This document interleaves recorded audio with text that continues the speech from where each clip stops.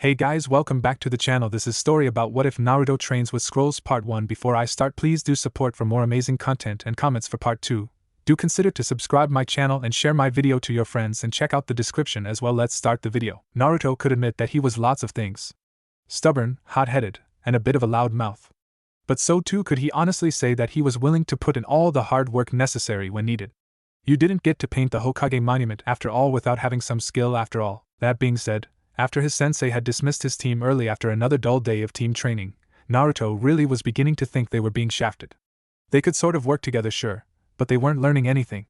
No jutsu, no skills, hell, even Dog Breath was talking about the awesome stuff his teacher was showing them. Not that he was into eavesdropping. Not at all. Frustrated and ready for the day to be over, Naruto shoved his hands in his jacket pockets and made his way home. Maybe old man Tsuchi would have a story or two for him. Course set for ramen, Naruto set off. The sun was still decently high in the sky and there was a good breeze that rustled through the trees around him. As he got into the village proper, he wanted to enjoy the outside as much as possible. Though with the looks the villagers sent his way, as he started making his way through the crowd, that hope was dashed as well. Pulling his jacket tighter but keeping a wide smile on his face, Naruto focused on nothing else but hitting the ramen stand. Tsuchi had been around for a decent amount of time in this village. From the last war to the Kyuubi attack till now, he'd heard some crazy stories and served everyone from civilians to Hokages. That said, watching Naruto drag himself into his stand to sit with a bright but fake smile on his face never sat well with him. Already working on and preparing a miso ramen for the kid, he'd lend an ear just as he always did. "How's it going, Naruto? Another hard day of training, if you could call it that." "I want to train, but Kakashi-sensei says training too much would be just as bad as not training enough." Secretly, Naruto got the feeling that Kakashi didn't want to train them at all. "Well, why don't you go train on your own then?" Ayam poked her head out from the back where she was preparing more broth, ever chipper and happy to see the young blonde. She was like an older sister Naruto never had. "That'd be great if I knew what to train in. Sure, I can work out for hours and hours, but that's it, and I can only do so much of that in one day. Why don't you get scrolls from the library? You're a genin now, aren't you?" Tsuchi mentioned offhandedly as he remembered several previous genin and Chunin mentioning the ninja library. I didn't think about it while school hadn't been the greatest for him, as it was full of teachers who either saw a demon not worth training, or eventually a knucklehead who only wanted attention.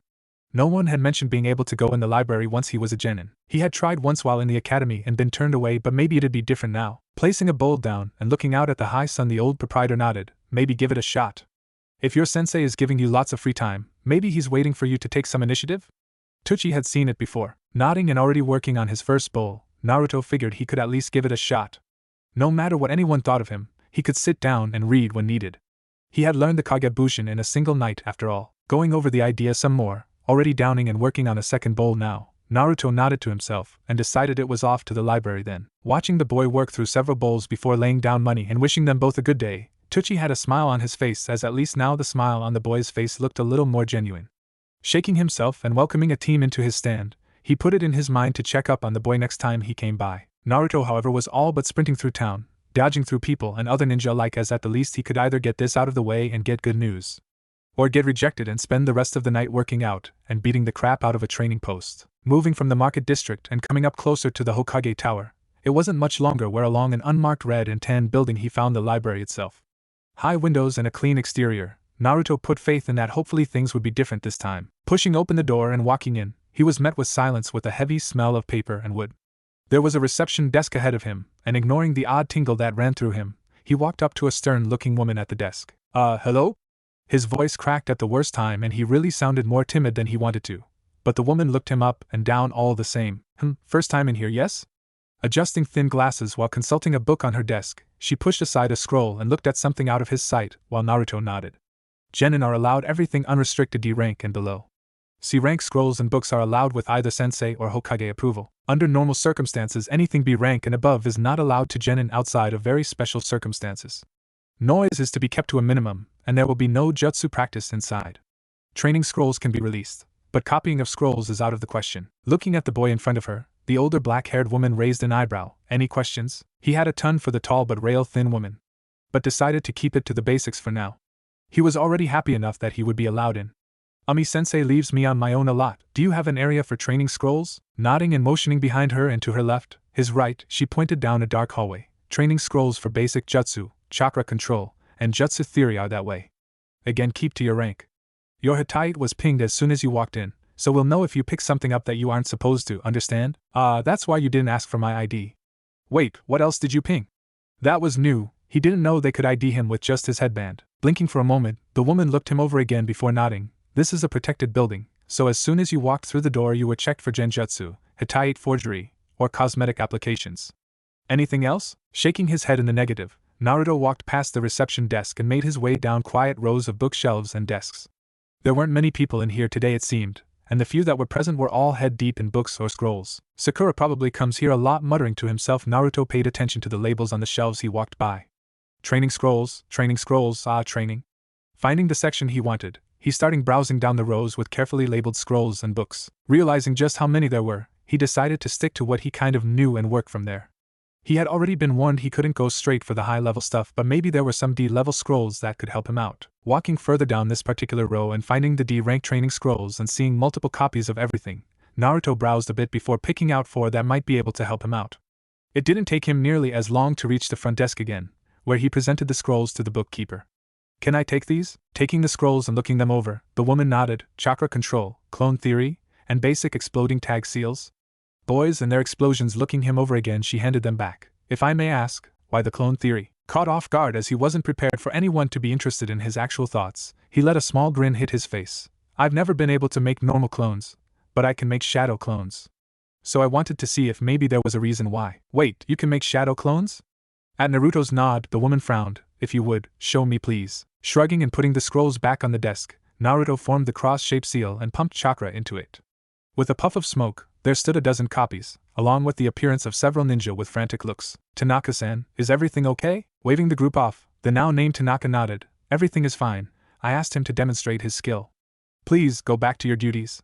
Sighing as the group of 5 elder ninja blurred away, the librarian sighed and handed all the scrolls back to Naruto. Some advice if you would like it? Naruto nodded. Sure. Dispelling his clones, he was absolutely ready to get out of here. Did your teacher mention the special skill of the shadow clones? Or did you learn this on your own? On my own. Then no one has probably mentioned to you, but shadow clones have the special ability of sharing information. Anything a clone learns, you'll learn once they are dispelled. That also includes chakra control and techniques. Just something to keep in mind. Giving the genin an appraising eye, she would have to make a visit to an old monkey once her shift was over today. Suddenly learning that his one good skill was even more super awesome than he thought, Naruto was beaming as he bowed to the woman who actually took some time to teach him something. Thanks to Tanaka-san. When do I need to have these scrolls back? Waving the boy away, she was already turning back to her work with a smile on her face. Those are D-rank scrolls, keep them as long as you need, but usually we'd like them back within a month. But if you do lose or damage them, it isn't such a big deal. At least the boy was polite, she noted as he waved and ran out the door. Naruto was only focused on one thing at the moment though, and that was that he had the chance to do something finally. He would be training properly now. Oh, he was going to be busy this week for sure. Kakashi was a lot of things he knew, a pervert, lazy, constantly lost. But he generally always had an idea of what he was getting himself into. That said, today, as he strolled into practice at his usual 3 hours late, he was met with an odd sight. Sasuke was fuming, which normally wouldn't be that odd, but it wasn't directed at him, which was. Sakura was fawning over Sasuke, which wasn't news so that he could ignore. But multiple copies of Naruto running up and down trees while hopefully the real one was doing push-ups with a rock on his back was not something he expected to see. Seeing though that everyone was here, Kakashi clapped his hands with an eye smile. Alright everyone, let's get to our mission for the day. Kakashi-sensei, you're late. Sakura was as always predictable. Clones popping and shrugging off the rock, a sweating Naruto jogged up to the group. About time, sensei. What are we doing today? Motioning for the kids to follow him, Kakashi pulled out his favorite book, the usual, another D-rank mission, followed by team drills. Then you're off on your own. The 3 genin following along behind him, Sasuke in the middle with Sakura and Naruto on either side of him, they made their way to the tower. Sasuke had his hands deep in his pockets while Sakura continued to pester him over some gossip overheard by Ino and the village busybodies. Naruto had his arms crossed behind his head while he walked, for once not inclined to bother the pinkette. He had trained all night at their training ground before passing out, then waking up and starting up again before anyone else had shown up. At first he had started with clone theory, sure that somewhere in the scroll he might find the secret as to why he couldn't do a basic clone. But after reading through it all, the answer wasn't any better than he already had a feeling for. It all came down to control that he didn't have. Sure, he could pump chakra for days, but even he knew that he used way too much. So instead that had moved him to chakra control exercises. He ignored the simple ones that explained holding leaves to parts of his bodies and instead moved on to harder ones. That was what he worked on all night and this morning, the tree climbing. Using chakra to stick to solid surfaces sounded super useful, both for ninja stuff and for pranks. So he trained and trained, dispelling clones after so long to learn what they knew and creating new ones to continue the process. The first thing he learned was that dispelling too many clones all at once was a quick way to guarantee a big headache for himself. So for now, he limited himself to groups of 20 or less. Maybe as he got better he'd be able to do more at once. The ideas were already churning in his head. Already at the mission collection desk and retrieving their mission for the day, Kakashi was doing his best to ignore the distracted and muttering Uzumaki. While he was happy at least one of his students was taking initiative, being truly distracted wasn't a good thing. He'd have to clue the kid in on how to keep at least partial attention to his surroundings. Thank you, Hokage-sama. Is there anything else? Yes, actually. Naruto-kun, could you stay for a moment? The elderly ninja was decked out in his white and red Hokage robes today, hat firmly planted on his head. To either side of him, Chunin assistants were helping sort and distribute missions along with him. Feeling Kakashi nudge him and break his train of thought, Naruto came out of his daze to see that they were already at the tower. What's that? Chuckling and shaking his head, stay behind Naruto. I need a word with you. Watching the boy nod, Kakashi steered Sasuke and Sakura away. We'll be just outside, Naruto. We're after Tora again today. Without another word, the masked ninja moved to guide his students out the door. Turning his now full attention to the elder Hokage, Naruto put his hands in his pockets and grinned. What's up, old man? Ready to recognize my greatness? Sighing at Naruto's antics, Sarutobi shook his head. No, Naruto, though I did get some news yesterday. You showed off your clone technique at the library, yes? While not exactly against the rules, the employees there were very nervous with any jutsu used within their halls. Yeah, am I in trouble for that? Tanaka-san asked me to show I could do it after all. While it wouldn't have been the first time someone had tricked him in order to make him look bad, it really would suck if the librarian was someone who would be on the hate Naruto train. No, but I have something for you. Handing over a small but sealed scroll to the boy, who took it without a word and backed away, the Hokage nodded. I'm giving you access to C-rank chakra control exercises and clone theory only. Nothing more. Considering your position, I thought it might help you to get ahead on those subjects. Nothing else for now, understand? I can revoke your access and make you wait until Chunin like everyone else at any time. Giving the boy a stern look, his weathered skin pulling in a way that made Naruto shake his head quickly. No way, just what you've told me I can look at and nothing else. I'll be good. Not wanting to give up this good fortune, Naruto pocketed the scroll and saluted. Anything else, old man? Waving the boy off as the next team was walking in, Sarutobi shook his head. Be on your way then, and I'll be watching you. Leaving the boy with that cryptic message, the aging man watched as Naruto turned and jogged out of the room. Outside was bright, and while Naruto didn't have to look hard to find his team, somehow everything felt better today. Sorry, I'm here now. Seeing his teacher nod, they all turned to complete their turn of hunting down the dreaded demon cat of Konoha. Today found Team 7 early in the morning and waiting for their errant sensei to show up from wherever his latest excuse put him this time. Sasuke had taken to following Naruto's example but was training his great fireball technique, while Naruto's clones were again continuing chakra control exercises on the trees. Naruto himself was doing something that even had Sakura trying to puzzle him out. And that? Naruto had a scroll open and was repeatedly writing something down. Around him were another dozen clones doing the same. Walking over to stand over one of them, Sakura tilted her head in the vaguely familiar scrawl. What's that, Naruto? Not looking up from what he was doing, Naruto, or a clone of him at least, continued his work while answering his crush, trying to make exploding tags. Confused as to why he would go through that effort at all, Sakura stood up straight with her hands on her hips. Couldn't you just buy a bunch of those? Why learn how to make them? That's what everyone else did after all, and they worked just fine. Deciding explaining to the girl that some shops still didn't want to sell things to him, and that it would be dumb expensive if he was able to buy the amount he needed for what he had planned, he instead went with a more bookish answer. If I learn how to make them, I can make traps with them besides just using paper bombs. Nodding at the actual thoughtful answer, Sakura walked away. If you say so, I think you're just wasting your time. Sasuke could just blow everyone away with his fireball anyway. Strutting away from the loudmouthed blonde, Sakura's curiosity was sated for now. Yada! Think I got it. One of his clones, or maybe that was the real Naruto, began putting some chakra into the seal he made on a scrap of paper in his excitement. Wait, not so close, you idiot. Another Naruto cried out while a more aware clone grabbed the now freaking out copy holding the paper tag by the jacket. Sorry, buddy. Heaving and tossing the clone up and over the trees, the explosion sent a blast wave that rocked the training ground and knocked leaves from the trees above them all. All movement and training stopped with Sasuke and Sakura turning irritated looks at the nervously grinning blonde. I did it? We can see that, you knucklehead. Sakura was always quick to show off her impressive lungs, Naruto noted. Dope. Going back to his own training, Sasuke put the blonde out of his mind. He could train all he liked, but an Uchiha would always be better than him. Shrugging while sorting through the memories, Naruto dispelled his tag-making group before remaking a new one. Alright guys, practice makes perfect. And if you make a tag, run off a bit before setting it off, okay? Hi! Getting a chorus of responses, they all set to work. This was what Kakashi walked into this morning, a disgruntled Sakura and slightly exhausted Sasuke watching as a procession of Narutos ran off towards the lake only to explode in spectacular fashion. Shaking his head and clapping his hands together, Kakashi got everyone's attention. Sorry everyone, a black cat tried to cross my path, so I had to find a new route where I ran into this snake that tried to bite me. But I'm here now, liar! Sakura and for once even Sasuke joined in on her finger pointing. Huh, that couldn't bode well for him, could it? Mama, come on now, let's go get our mission and we'll end early for today. Smiling as his cute students all formed up before him, they all turned and started heading for the tower. Naruto idly dispelled his clones while pocketing his seal-making tools in his thigh pouch, before making his now very familiar seal and creating an even larger group of clones that ran back to the training ground. Kakashi raised an eyebrow and watched the clones run off. What's that about Naruto-kun? I have something of a project I wanted to try out, but I can't do it with everyone at the training ground. It's not having to answer as an explosion rocked the area and everyone turned to look at the Uzumaki sharply. Ehehe, explosions are cool? Sighing and turning away, Kakashi nodded. Just don't overdo it, okay? We need you all in one piece, not scattered all over the Fire Nation.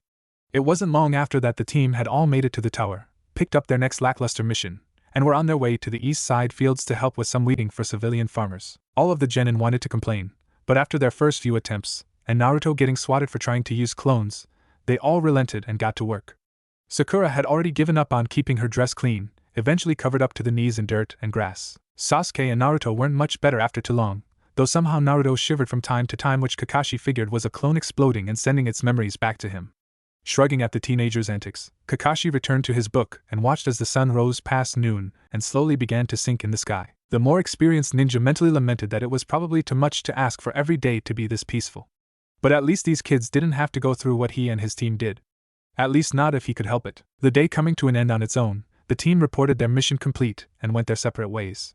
Sakura trying to follow Sasuke home and pester him for a date, and Naruto now heading back to the training field instead of going to his empty apartment. It was as he returned to the now empty training ground and sat down in the middle of it that he pulled a new training scroll from his pocket to begin reading. After getting the go-ahead from Gigi, he had made it a point to return his last set of scrolls and left with only 2 new ones. A book on basic seals, where he was working on the first set of his exploding tags, and a scroll about the Shunshin. He hadn't realized that the jutsu was only a D rank, but after reading the description on it he sort of got it. Sure, he could move really fast and appear wherever he could see or knew, but it left him open for a moment if he wasn't prepared. However, if he had a clone do it, that vulnerability became a moot issue. Especially if the clone was supposed to be caught. Reading and memorizing the scroll over the next half hour, Naruto stashed it away before filling the clearing with clones. Alright. We have all night, let's get this technique down pat by morning, Yash. It was going to be a long night for the boy. Contrary to what his students thought, Kakashi wasn't always the late one to team meetings. In fact, he was usually the first. He liked to watch them, see if they were in fact there on time, or slacking off. While at first he had been worried as they did nothing but wait for him for hours on end, he was slightly proud that at least one of them had started taking the time to start training on his own. Though, now as he looked at an exhausted but snoring Uzumaki, Kakashi felt he should probably step in this once. Hopping from the trees and walking over to a battered but whole Naruto, his sensei squatted down to shake the boy by his shoulder. Naruto, wake up, the ground isn't your bed. NGH, 5 more minutes Kakashi-sensei. I promise. It took a moment for Naruto to wake up slightly and another one to realize he wasn't at home again. Bleary eyes opened to an eye smiling sensei, and had just passed on training ground. Looking around and seeing his teammates not around, Naruto let his head thump heavily on the dirt. I overdid it, didn't I? Nodding and standing up straight, Kakashi sighed. You did? Do you think you're up for a mission today? Standing slowly with a groan and stretching to work out the kinks in his muscles, Naruto nodded with slowly building enthusiasm. I'll run off and get some morning ramen, and I'll be good to go. Already turning to leave, he was forced to pause as Kakashi stopped him with a hand on his shoulder. Alright, wait a minute, time to be a sensei for a minute. Sit down and listen to me, alright? Watching the boy do just as he asked, listening to the stern tone for once, Kakashi nodded in approval. I have new training rules for you, and I expect you to follow them, got it? Aw, come on, sensei. I'm fine, honest. Finally feeling like he was catching up, the attention-starved boy didn't want to slow down now. I'm not going to tell you to stop training, but no more all-nighters. You need to be in bed by 10, and you can't be at the training ground before 7 unless it's for a mission. Got it? Seeing the boy give a dejected nod, he continued, you have to give your body and your mind time to rest and heal. You won't make good progress if you don't. Also, after missions and training with the team, you need to give yourself at least 2 hours of downtime before starting up your evening training, got it? You need more than just ninja training in your life. That was a lesson Kakashi had learned too late, but he could pass on that bit of life lesson to the boy. Fine, I'll tone it down. Anything else? I'm glad you asked. Opening a storage seal behind his back, Kakashi presented a basket full of fruits and vegetables. With the amount of training you're doing, ramen isn't enough, we need to balance out your diet. I know you haven't had someone to explain nutrition to you, but you're going to be a shorty forever if you don't start eating better. Plus, you'll never put on any muscle either, get it? Even more dejected but willing to listen to his sensei that actually seemed to be trying for once, Naruto nodded one last time. Okay, I'll start eating better. Trying to at least. He hadn't said ramen was out, just that he needed to eat other stuff too. Good, now off you go. I don't want to see you back here for at least 2 hours. Plus, Kakashi figured, it'd irritate his other 2 students to see Naruto late as well. They needed to relax some. Ignoring his sensei as he pulled free his pervy book and disappeared into the trees, Naruto himself made a half-ram sign and disappeared into a swirl of leaves, basket in hand. Not more than a few moments later Naruto was walking through his front door with a yawn and a frown. Guess I gotta eat some cruddy rabbit food and take a quick nap before heading back. His stomach deciding to grumble loudly in that moment, he would admit that he was hungry enough to ignore the fact that what he had wasn't ramen. That didn't mean he couldn't grab a quick snack on the way back to the team meeting. Thought in mind, Naruto set about putting his basket of groceries on the table before heading to his room to shower and change. It wouldn't do to show back up smelling like one of the Inuzuka dogs after all. After cleaning up and changing into a new outfit, he was back to making a quick breakfast of eggs and toast, with some added vegetables from what his sensei had graciously given him. Complain he would, but he wouldn't waste food ever. Carefully folding his eggs into a neat omelette, he placed everything on a plate on his table before putting the dirty pan back on the stove. Not as carefully as he should have, as some hot oil splashed out and into the still-going flame. Shutting the flame off and patting out the small fire with his jacket, Naruto had to groan at the singed sleeve of his coat. Already knowing he wasn't about to put his dirty jacket back on, he ripped this one off and decided today was a t-shirt day. Putting the rest of his gifted groceries away in his fridge and scarfing down his quickly made breakfast, it wasn't even an hour later before he was headed back out of the door and towards the Ichiraku stand, a spare black jacket now over his shoulders and open, showing his black t-shirt with red Uzumaki swirl on the front. Tucci was only just opening up and warming up the stoves and grills while a clearly energetic Naruto was already bursting through the door with a smile. Hey there, old man, how about a couple bowls of miso before I join my team for training? Shaking his head with a chuckle, Tucci motioned around the early morning emptiness of the shop. We've only barely opened, Naruto, so no ramen yet, but I think I can put together some onigiri instead. How about it? Seeing the dejected look the boy put on, he eventually smiled and nodded anyway. Good, give me just a minute. Next to him, I smiled at the younger blonde and leaned on the bar. Hey there, Naruto. Liking the new look, trying something new? While he still had his usual orange pants, the black shirt and jacket combo seemed to even it out a tad. It was kinda cool, she thought. Ah, yeah, that's it. Trying a different look. He wasn't going to admit to burning his spare jacket. Any good news or rumors to share? Shaking her head as her dad came back with a plate of 3 carefully made rice balls, sighed. Not really anything interesting. They'll check with me later. You know I usually have something after lunchtime. Nodding and stuffing one ball in his mouth while leaving his pay and a tip on the counter, Naruto waved to them as he was already out of the door with the other 2 in his hands. Already at a light jog, he took a little more time to finish the last 2 rice creations while appreciating the sleepy morning atmosphere of the village. While the sun was low and not many people were out, it was easy to forget that people weren't that happy to have him here in the village, and some were more than happy to see him dead. Gripping his shirt over where the seal for the Kyuubi was, Naruto directed some anger at the beast. If it hadn't attacked when it did, maybe his life would have been more normal. Maybe he would have had parents. Shaking himself out of that thought, as that only lead to sadness and pain, Naruto instead resolved to make sure today was a great day. Of course, as he made it to the training ground, sun now slightly higher in the sky, the look Sakura was giving him had him feeling like his day was already doomed. Where have you been? How could she be so loud first thing in the morning? Kakashi-sensei isn't here yet, so technically not late. As a forever prankster and skirter of the rules, Naruto lived in the technicalities of life. Well, whatever, just don't slow us down. Sasuke-kun can't watch out for you too. While she assumed Sasuke would protect her if anything happened, both boys knew that wasn't going to happen, for one reason or another. Hi, Sasuke good, Naruto bad, I got it, Sakura. For some reason not feeling up to appeasing the loud Haruno so early this morning, Naruto started his normal routine and created a horde of clones. Maybe they could start on water walking today? Slightly put off by the change in the boy's attitude but not enough to actually say anything, Sakura sat back under a tree and went back to reading. While the boys had taken to training while waiting for their sensei, she was content to read a book in her spare time. Sasuke hadn't even batted an eye as Naruto showed up, nor flinched as the horde of clones got to work with equal parts tree climbing and working on exploding tags. Though one thing was different this morning. Naruto himself had unrolled a truly long blank scroll, and had himself plus a dozen others all covering every inch of it in seals. Shaking his head as the dobe was going to blow himself up one day, he returned to his own training on increasing the heat of his signature jutsu. And this was what their sensei walked in on. Sakura reading and not paying attention to the world around her.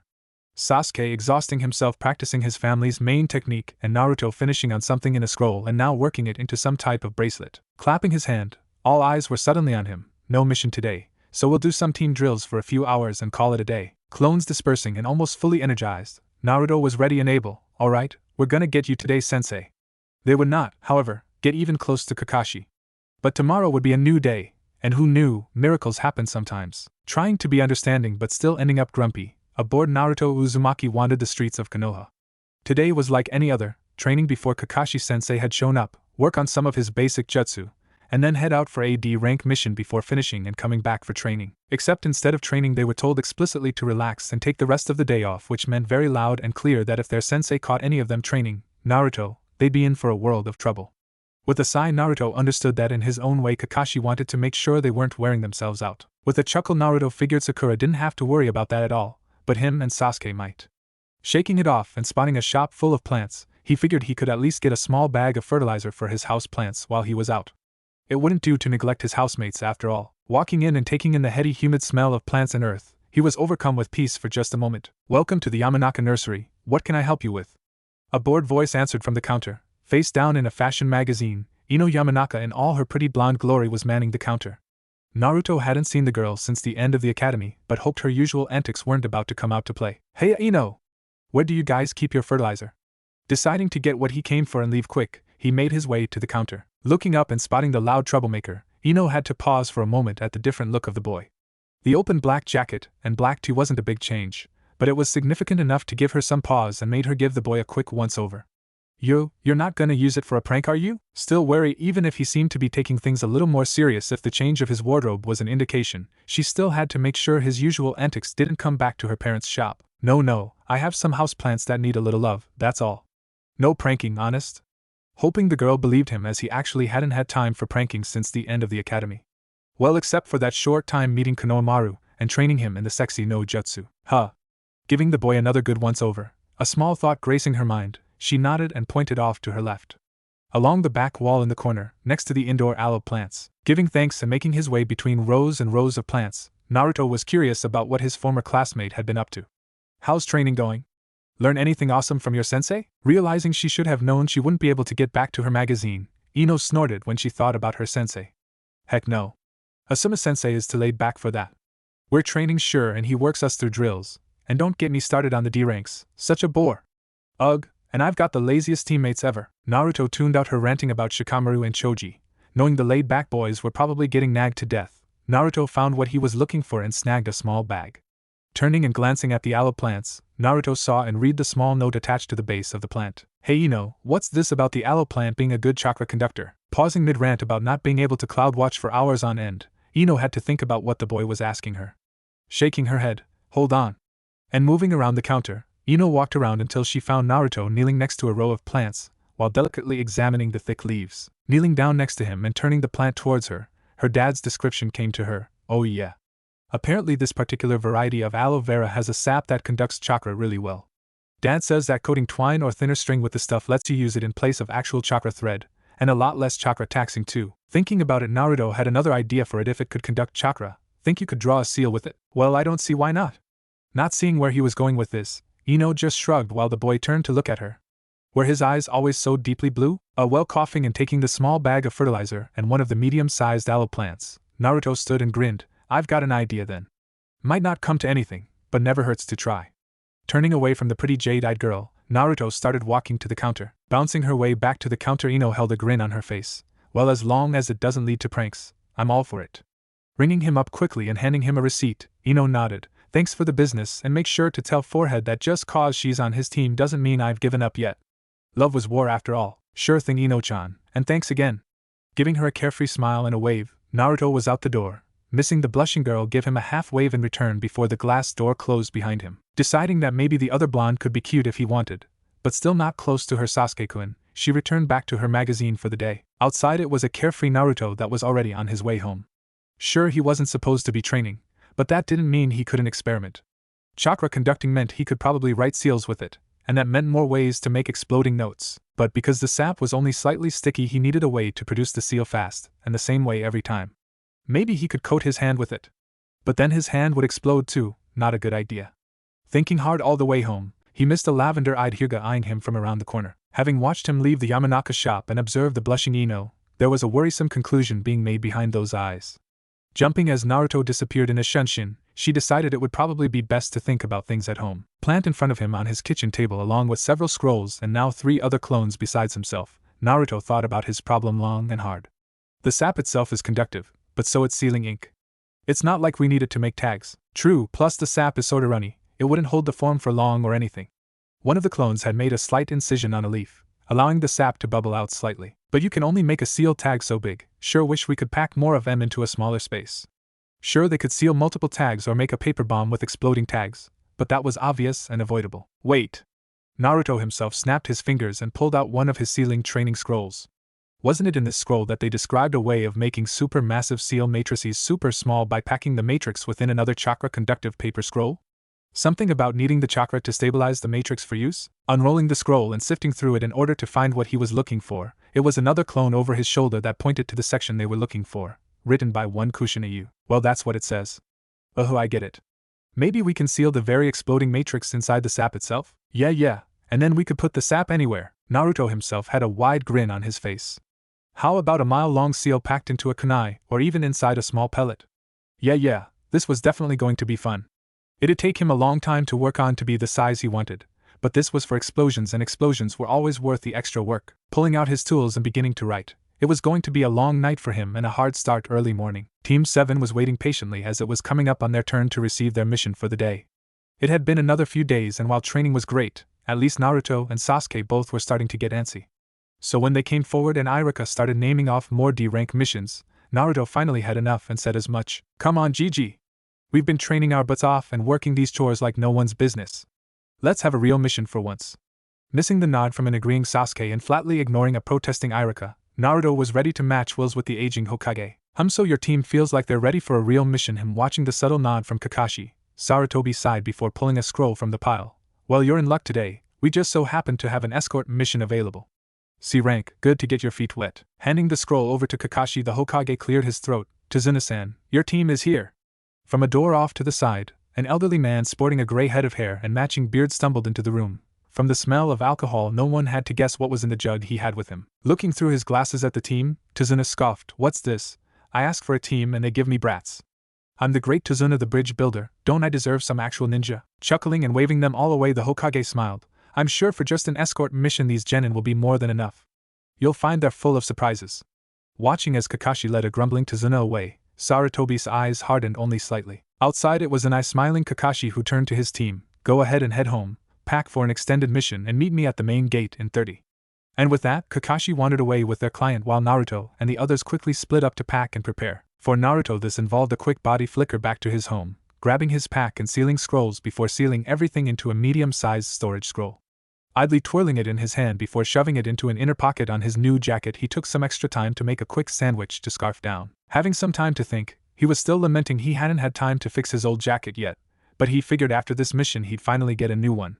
Orange was his favorite color after all. Taking one last look around his apartment, only pausing here and there to water his plants and say goodbye, Naruto was out the door in a flurry of leaves with only a few moments to spare. Appearing not far from the gate with a bright grin, Kakashi and the other members of Team 7 were waiting for him.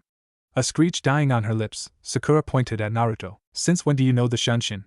He hadn't been using it at the training ground, and it wasn't like she paid attention to him after team missions either. Scrubbing his head with an odd look, again a little bummed that his crush barely paid any attention to him at all, Naruto shrugged. For a while? It's a D rank and the lady at the library was super cool about helping me find the training scroll for it. Granted, it might have been so she could get him in and out of the library faster. He couldn't keep quiet for long after all. Trying hard not to laugh at the mental image of Naruto in a library and figuring he was bluffing, Sakura scoffed and turned away. You know, I'm sure Kakashi-sensei would be pretty bummed if you were getting training from another sensei. You shouldn't lie. There was no way the dead last knew something even her Sasuke-kun didn't after all, and since he didn't know Shunshin yet, she knew their teacher hadn't thought to train them with it yet. Feelings taking a mental slap and then some, Naruto stuffed his hands in his pockets and formed up behind everyone. Kakashi leading the charge, Naruto was only slightly looking forward to the mission at this point. On the other side of their client, Sasuke was looking at him with a calculating look, but didn't say much. But beyond their slow start, Team 7 started their journey to Wave, enjoying the bright blue sky and peaceful trees outside of the village proper. Naruto had never been outside of the village before, outside of a few times when he was younger, and had been run off from the orphanage. The road currently was nice and peaceful, so far at least. Sakura wasn't paying all that much attention, mentally planning how she could somehow share a tent with her love interest, while said love interest was trying to pay attention and scan the road as per their mission while being bored out of his mind. After about 15 minutes of walking and cresting a hill, Naruto took note of a puddle in the middle of the road. Looking up again at the clear sky and warm sun just to make sure, he again puzzled out what was niggling at the back of his mind. Kakashi-sensei didn't seem bothered, then again he never seemed bothered, nose deep in his book. Sakura was a lost cause and Sasuke seemed to be doing his best to ignore the girl. And then it clicked, it hasn't rained in weeks. Subtly making a clone and switching with it at the tree line just in case, Naruto figured the others had already seen through the illusion and made similar plans. In the darkness of the tree line as their group and his doppelganger finally passed the puddle, Naruto was ready to admit that maybe his prank senses were letting him down. At least until two men poofed out from the puddle, wrapping Kakashi-sensei in chains and tearing him apart. Knowing that if he could see through that lame illusion then his sensei for sure was fine, Naruto made ready to jump back into the fray if his clone failed its task. Look at that Gozu, their sensei was quick to put down. The first ninja bearing a horned Hittite gloated. That just leaves the brats to clean up Meizu. Lunging forward, the second horned ninja wasn't fully prepared for the previously frozen blonde to charge forward, attempting to tackle and hold Gozu around the waist. Ha ha ha, give it up kid, you're 100 years too early to take me down. Seals around his wrist glowing unnoticed to Gozu, the Naruto clone grinned, it's been a blast. Katsu. And then there was fire and light. What Naruto never thought to take into account as he made several 100 feet worth of explosive seals along a scroll and wove it all into a bracelet, was that each tag could and would build upon each other as they were chained together. So while a normal exploding tag alone may take off a limb or partially singe a more experienced and prepared ninja, this more exponentially powerful seal array would only feed back in on itself by a much stronger value. End result? A 10-foot wide and 3-foot crater was instantly dug into the road where Gozu used to exist. Meizu was also almost immediately tossed like a rag doll into the trees, spine snapping where he was tossed first into and then through the first tree that tried to arrest his momentum. When he finally did come to a stop several dozen meters away, he would mercifully already be unconscious. Not that he had any chance of returning to ninja duties ever again between the burns, spinal damage and multiple broken bones. Back on the street the shockwave had been enough to toss Sakura and Sasuke both several feet, while Kakashi had thought it prudent to shun Shin away with Tazuna once he saw Naruto enacting his own plan. Kakashi would have to lecture Naruto on restraint in the future, but privately he was proud that the kid was taking this seriously. Though, as he walked back onto the road with their very shaken client, he still had to chuckle at the overkill. Leaping from the trees with a grin on his face, Naruto made several clones to go find the other enemy ninja. Holding a thumbs up to Kakashi, he was completely proud of himself. Alright, score 1 for Team 7. Cackling like a madman, he never saw the punch that tossed him into the ground. What the hell was that dope? You could have killed all of us with that. Of all the stupid, ignorant, useless, Sakura was building herself up for a long rant before Kakashi stepped in with a hand on her shoulder. Mama, first before you berate him, Naruto-kun, please explain your reasoning. To Kakashi, this was exactly the type of teachable moment they needed. All of them. He could see the look of astonishment on Sasuke's face, no longer able to hide behind a veil of being above it all. He hadn't reacted nearly as fast to the threat after all. Picking himself up with an angry grumble, the now sour Uzumaki looked directly at his sensei. Well, first I figured that the puddle was a fake, 'cause you know, it hasn't rained in weeks and any puddle should be gone in this heat. And I figured if I could figure that out, with everyone else being smarter than me, then it should have been really obvious to you all. So I figured with my clones I could take out the threat, while my teammates could protect the client. Nodding and secretly still proud of the Uzumaki, Kakashi still had to lecture the boy, and advise all of them. So do you know where you messed up? I didn't expect the explosion to be that big. Shaking his head, Kakashi motioned to his two teammates. Did you consider at all that your teammates actually didn't notice the puddle was a trap? Seeing the boy shake his head, Kakashi continued, not only did you not communicate with your team about the possible threat, yes, your tactic could have ended with injury to your team and the client. Thankfully that's what I'm here for, to cover for your inexperience, and to help you learn from these mistakes. Seeing the boy lose his energy at the admonishment, Kakashi smiled internally. Your decision-making was okay up to a point, but communication is key to teamwork, keep that in mind from now on. You can't assume everyone is smarter than you and will make the same decisions as you. With that, Kakashi turned to their now sweating client, and you Tazuna, we have much to talk about. Walking a bit away from the others, Kakashi was going to find out why the demon brothers were after a bridge builder from a small country. Dobe, how'd you pull off that explosion in the first place? Exploding tags team, give it a try sometime.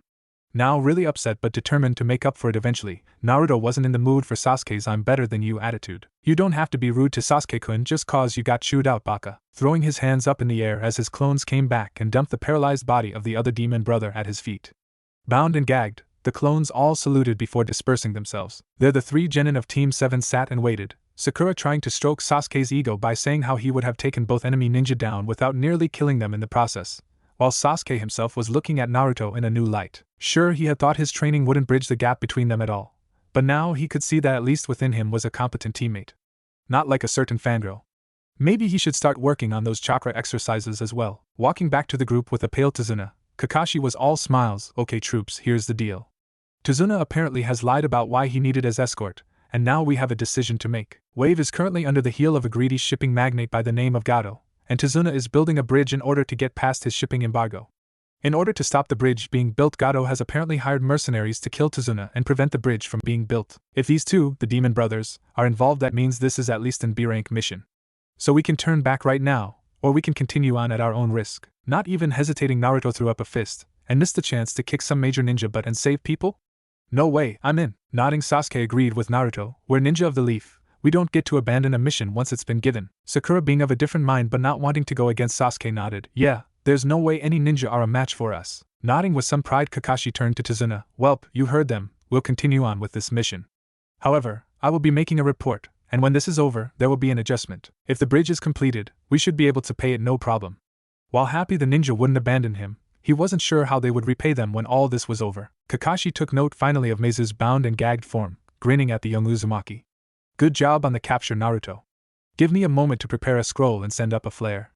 They were still close to the village. An Umbu squad should be able to perform a quick pickup, which, after penning a quick scroll to describe Naruto's defeat and capture of the enemy ninja along with the situation they found themselves in and their intention to continue, Kakashi sent up an emergency flare that he pulled from a pocket in his Jonin vest. Once that was done, he performed some quick hand seals and thrust his hand at the ground. Kuchios no Jutsu. From a poof of smoke, a small dog was sitting and waiting patiently for the masked ninja to give it orders. Tucking the scroll into the pug's collar, Kakashi nodded. "Umbu should be here soon. Watch over this guy and give them the scroll when they get here." Moving the ninja off into the bushes and out of sight, Kakashi's summon nodded. "Gotcha, wait and play babysitter." Chuckling and turning to his team, Kakashi motioned for them to continue finally. "Welp, let's get going, team. We have a lot of ground to cover." Hey, Kakashi-sensei, can you teach us that?" Naruto was as always quick to try to learn something new. "Maybe one day, but you have a long way to go before trying to summon anything." Sure, Naruto had the chakra for it, but considering his parentage, he wasn't going to step on those toes. Just in case someone else had a plan already. Fine. Also, Naruto, from here on, can you create clones to follow us in the tree line? I'd rather have some warning just in case. Give the boy some practice in using the clones in different ways, which, considering the light shining in his eyes, Naruto hadn't even thought to use the clones as a kind of early warning system before. "Sure thing, Sensei." Making his seal and disappearing in a fog bank worth of smoke, 36 clones sat in the road. Without a word, all but one leapt into the trees. Looking at the Naruto who was with them, Sasuke voiced the question, "How will we know you're the real one? Couldn't someone kill a clone and transform into you?" Nodding, Naruto figured that was true. "Well, sure, but you're my team. So ask me an easy question only I would know, like what's the best flavor of ramen?" Naruto, you like all ramen?" It was Sakura who spoke up, Sasuke not getting it right away. "Exactly, all ramen is my favorite." Seeing the kids begin to actually make plans and feed off one another, Kakashi decided not to chime in just yet. It had taken a little bit, but it seemed they were starting to take things a little more seriously as a team. Even Sakura was starting to use her head a bit, even if it took some coaxing. The rest of the afternoon was the team traversing the countryside, making plans and keeping an eye on the road. Though no bandits or enemy ninja made any appearances, they all were on alert as they came closer to the land of Wave. From the water border where they met a waiting boatman who nervously took them from the mainland across the fog-covered water. They finally made landfall in Wave itself as evening approached with no issues. Looking pointedly at Naruto, who gave a thumbs up, Kakashi motioned the team forward, moving quietly through the foggy forest. And it was moving through the mist that a nervous Sakura jumped at a rustling bush, launching a kunai into the cover. Everyone looking at her and waiting, she wordlessly went to investigate, coming back with a snow-white bunny. Laughing nervously, Sakura tried to console the terrified animal. "Guess I'm a little jumpy." Sasuke, however, was looking at it more closely. "Wait, it's still summer. No rabbit should be snow-white like that." Hearing something large cutting through the air, Kakashi was already pulling Tazuna to the ground. "Everyone down." Hitting the dirt, each of the genin had different thoughts as a sword just as tall as probably Kakashi himself flew overhead, burying itself into the trunk of a tree behind them. Silently landing on its edge, a foreign ninja stood watching them all. Heh, no wonder the demon brothers failed, up against the famous copycat ninja himself. Bandages over his mouth and bare-chested, the mist ninja was glaring down at the Konoha ninja. Though it looks like the mighty have fallen quite far, they got you babysitting brats now. Defend the client and don't get involved, this opponent is way out of your league. Only moving once the three genin encircled Tazuna, Kakashi turned his full attention to his enemy, demon of the bloody mists, Zabuza. What rock did you crawl out from? Making a single sign, a thick mist began to roll in. You'll regret not retreating when you could. The mist now so thick their visibility was barely a foot, and Zabuza's voice echoed from all directions. I'll introduce you to my silent killing technique. Will it be your hearts? Neck, spine, liver? So many instant kill strikes, so little time. All three younger members of Team 7 were doing their best to watch and protect their charge, while Kakashi had his senses on high alert for when Zabuza would make his appearance. Shifting his head back and forth, a subtle movement in the mist had him turning and lunging with all the speed he had. Somehow appearing among them, the mist cleared enough that the genin could see Zabuza winding up for a killing strike. Two bad kitties. Time to die. Being kicked in the side and tossed away onto the nearby lake surface before he could strike, he was set upon by Kakashi. Laughing and defending himself, the lack of concentration allowing the mist to clear, Zabuza taunted Kakashi. How does it feel, to once be so feared to have to be a glorified babysitting now? You'd be surprised. One day those kids are gonna surpass both of us. Dodging the oversized blade and connecting with a palm strike, he frowned as the sensation was all wrong. Wait, water? It's heavy. Not being fast enough to pull off a substitution, Kakashi was engulfed in Zabuza's water prison. Willing to gloat now that his biggest threat was captured, Zabuza laughed. Ha ha ha ha, how weak you've become. This is the fabled S-class ninja. Maybe Konoha needs to rethink its rankings. Watching their sensei come under fire, Naruto frowned before coming up with a rough but quick plan. Sasuke, we're gonna save Sensei. Pulling out a Fuma shuriken in a poof of smoke, Naruto relayed his quick plan. Alright Dobe, let's see if this works then. Sakura, watch Tazuna. What are you doing? Run, you can't fight him. Kakashi tried to impress on the kids to take the client and run. He might be able to fight his way out without the kids to worry about. Sasuke and Naruto are run forward together while Zabuza makes a dozen water clones. It is Naruto who counters with his own. There's no way we'd leave you behind, Sensei. Letting Naruto take the clones, Sasuke leapt and inhaled deeply. Preparing his chakra before exhaling his signature technique, the fireball was tinged on white at the edges. Just behind it traveled a hastily thrown Fuma shuriken. It took but a moment for the Uchiha Scion to land on the lake's edge. Watching the plan unfold, Zabuza was forced to build a hasty barrier in the form of a water wall in order to block the Gokaku no Jutsu. The steam nearly hid the shuriken just behind it. Bringing his faithful sword around to block it, Zabuza was not prepared for the blonde that transformed in place of the foldable weapon. Reaching forward and grabbing Zabuza's arm, the single exploding seal on the back of the clone's hand began to glow. Teach you to underestimate us. Katsu. Having to choose between holding Kakashi and losing an arm or retreating, Zabuza decided retreat was the better option. Dropping the water prison and performing a hasty substitution, Zabuza was more than a little irritated as the clone was still standing there giving him the finger. Teach you to underestimate the greatest prankster alive. Ruffling the brave blonde who was shakily standing on the lake's water, he walked forward. It's all me from here on. Watch your sensei work for a bit. Moving his headband to expose his Sharingan eye, Kakashi was now deathly serious. You're gonna fight me and protect those kids, don't make me laugh. Performing hand seals in quick succession, Zabuza called out his technique, missing Kakashi copying him. Suiton, Suryudan no Jutsu. Twin techniques rose from the lake, intertwining before canceling each other. Ha, think you're clever, think your cheap tricks can keep up with an original, do you? Kakashi, however, wasn't a jounin for nothing. For every technique he had ever copied, he had made sure to master each and every one. Knowing Zabuza was going to run another water dragon, it was child's play to start sealing before him and finish the technique a few seconds ahead of him. Perhaps, you should practice a bit more. Launching his own attack, it was Zabuza who was launched across the lake's surface and blasted into the trunk of a tree. Recovering his donated eye unexhausted, Kakashi moved to finish off his opponent. This was preempted, however, by several senbons sinking into Zabuza's neck. Appearing like a whisper, a masked Kiri ninja appeared next to the demon of the bloody mists. Bowing politely to the team of Konoha Nin, the androgynous figure stood up. Thank you for the assist. I've been hunting this fugitive for some time. It will be good to return him to our village. Sighing and standing back, knowing he couldn't fight anymore, Kakashi nodded. It would have been nice to have an assist earlier, Hunter-san. With a shrug, the apparent hunter kneeled and grabbed hold of Zabuza's body, performing a body flicker and disappearing with the corpse. Once they were gone, it was a tired Kakashi who turned back to the team. Well, gotta say, that was exciting. That was as far as he got before he fell face first into the water. Ah, Kakashi-sensei. Naruto ran to pick their sensei up to prevent him from drowning. Several clones coming from their hiding places in order to help. A shaking Tazuna and Sakura came forward, the older man wiping his brow. You lot really are the real deal. Come on, my home isn't far, we can rest up for the night. Sakura was quick to check over their sensei, his large body dwarfing Naruto almost completely. Looking him over and checking his eye by opening a closed eyelid, and checking his breathing, Sakura eventually sighed and nodded, looks like chakra exhaustion. Sensei should be fine after some rest. Nodding, Naruto motioned to Sasuke, who moved to the head of the group. Well, lead the way to Zuna-san, we'll get you home. While Sasuke wouldn't admit to taking orders from Naruto, ever, at the moment even he could admit that the blonde was trustworthy. And maybe they were wrong about him being the dead last after all. So with some newfound respect in his heart, Sasuke walked next to Tazuna as he led them to his home and a happy daughter who was more than happy to take them all in after seeing her father safe and sound at home. The night came to an end with Team 7 all in one piece, though each with different thoughts on their minds about just what this mission had come out to so far. With a start, Kakashi awoke to a dark but comfortable room. Mind racing, it took a few moments before he could piece together what had led to him being laid up in a bed in an unknown place. The mission, the battle, winning, and overusing his cursed eye. It all came back to him in a flash, and he groaned in half embarrassment. To think he'd exhaust himself too quickly in front on his students. Well, they lived to tell the tale, so he could live with it for now. Though when they got back to the village he was sure to hear it from Asuma and the others when he filed his report. With a tired groan the exhausted ninja rolled and rose to his feet, shuffling out the door and down the stairs where he could hear people. Downstairs it was 3 bored genin who were waiting on the condition of their sensei to improve. While Naruto had wanted to train like normal, he figured that since they were in unfamiliar territory that he should probably wait for some orders for once. Sakura was helping Tazuna's daughter Tsunami prepare lunch with what supplies they had. Sasuke was waiting just as Naruto was, not entirely sure how they should proceed. Tazuna had assured them that he wouldn't need protection within the village of Wave, but they were all nervous regardless.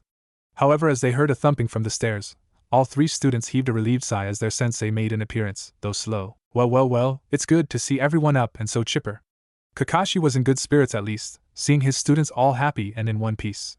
Come with me, we have much to talk about.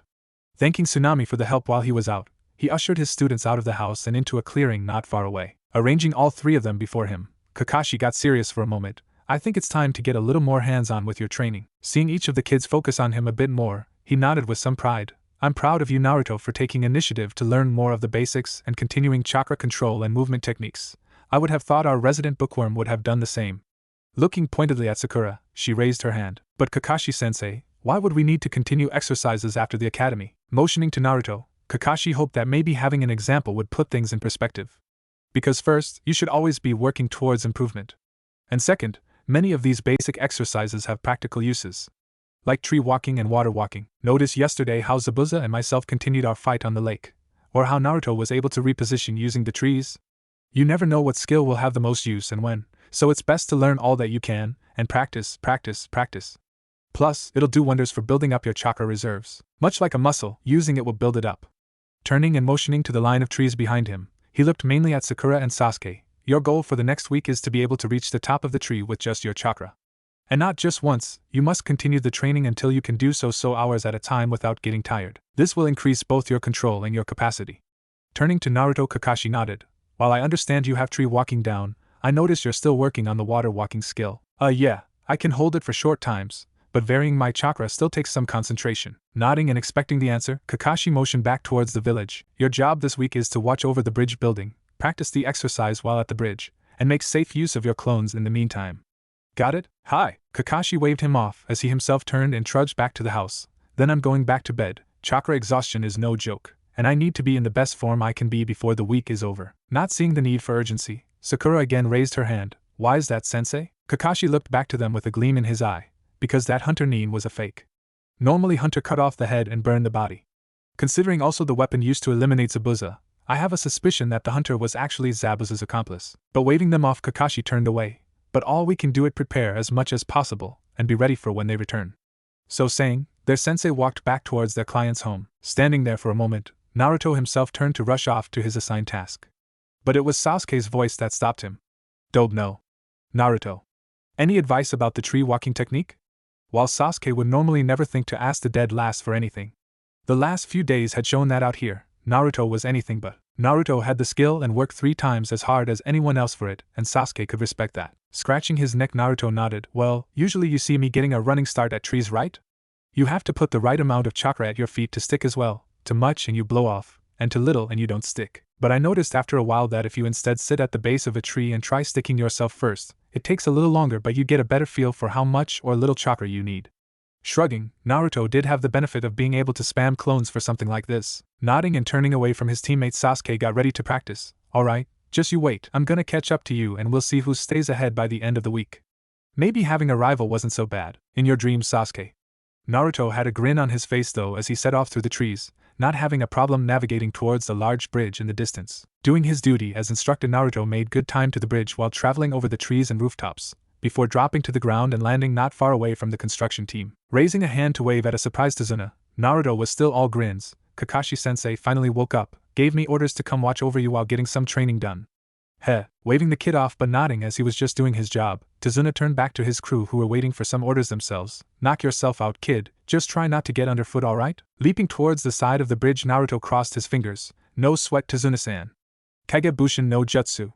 Pumping more chakra than he probably should have, a few hundred clones all fell to the water below to begin training. Satisfied that they were doing just that, Naruto walked up the support pillar of this section of bridge before sitting and keeping an eye out, completely out of the way like he was asked. Eyes wide and staring at the slip of a kid who apparently really was a ninja. Of the men whispered to Tazuna, you really got some ninja to come protect us to finish the bridge? Nodding, Tazuna slapped the blueprint on their hastily put together work table. Sure did. And these kids did a super job protecting me and getting me here safe. I trust them, and you should too.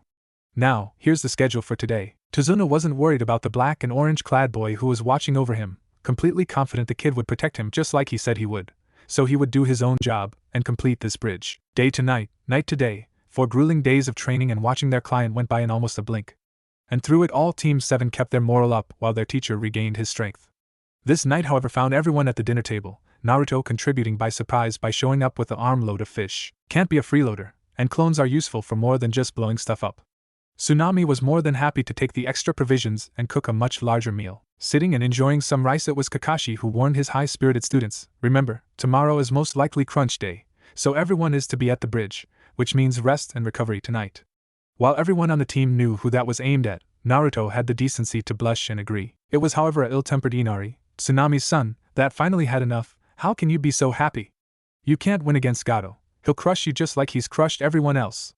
You're going to die, don't you care? Pulling up his mask after taking a bite, ignoring the hearts in Tsunami's eyes, Kakashi sighed. I don't think you'll need to worry about us. I've dealt with worse than Gato in my time. Frowning as once between the three of them, none of the genin had seen Kakashi's face this time. It was Naruto that focused on the here and now. Yeah, we're super awesome. There's no way we're going to let some wannabe dictator stop us. Full of confidence, Naruto fully believed their team would pull through. They had Kakashi after all too. Standing up and pointing, the frustrated kid was now fully angry. I don't want to hear it from some coddled ninja.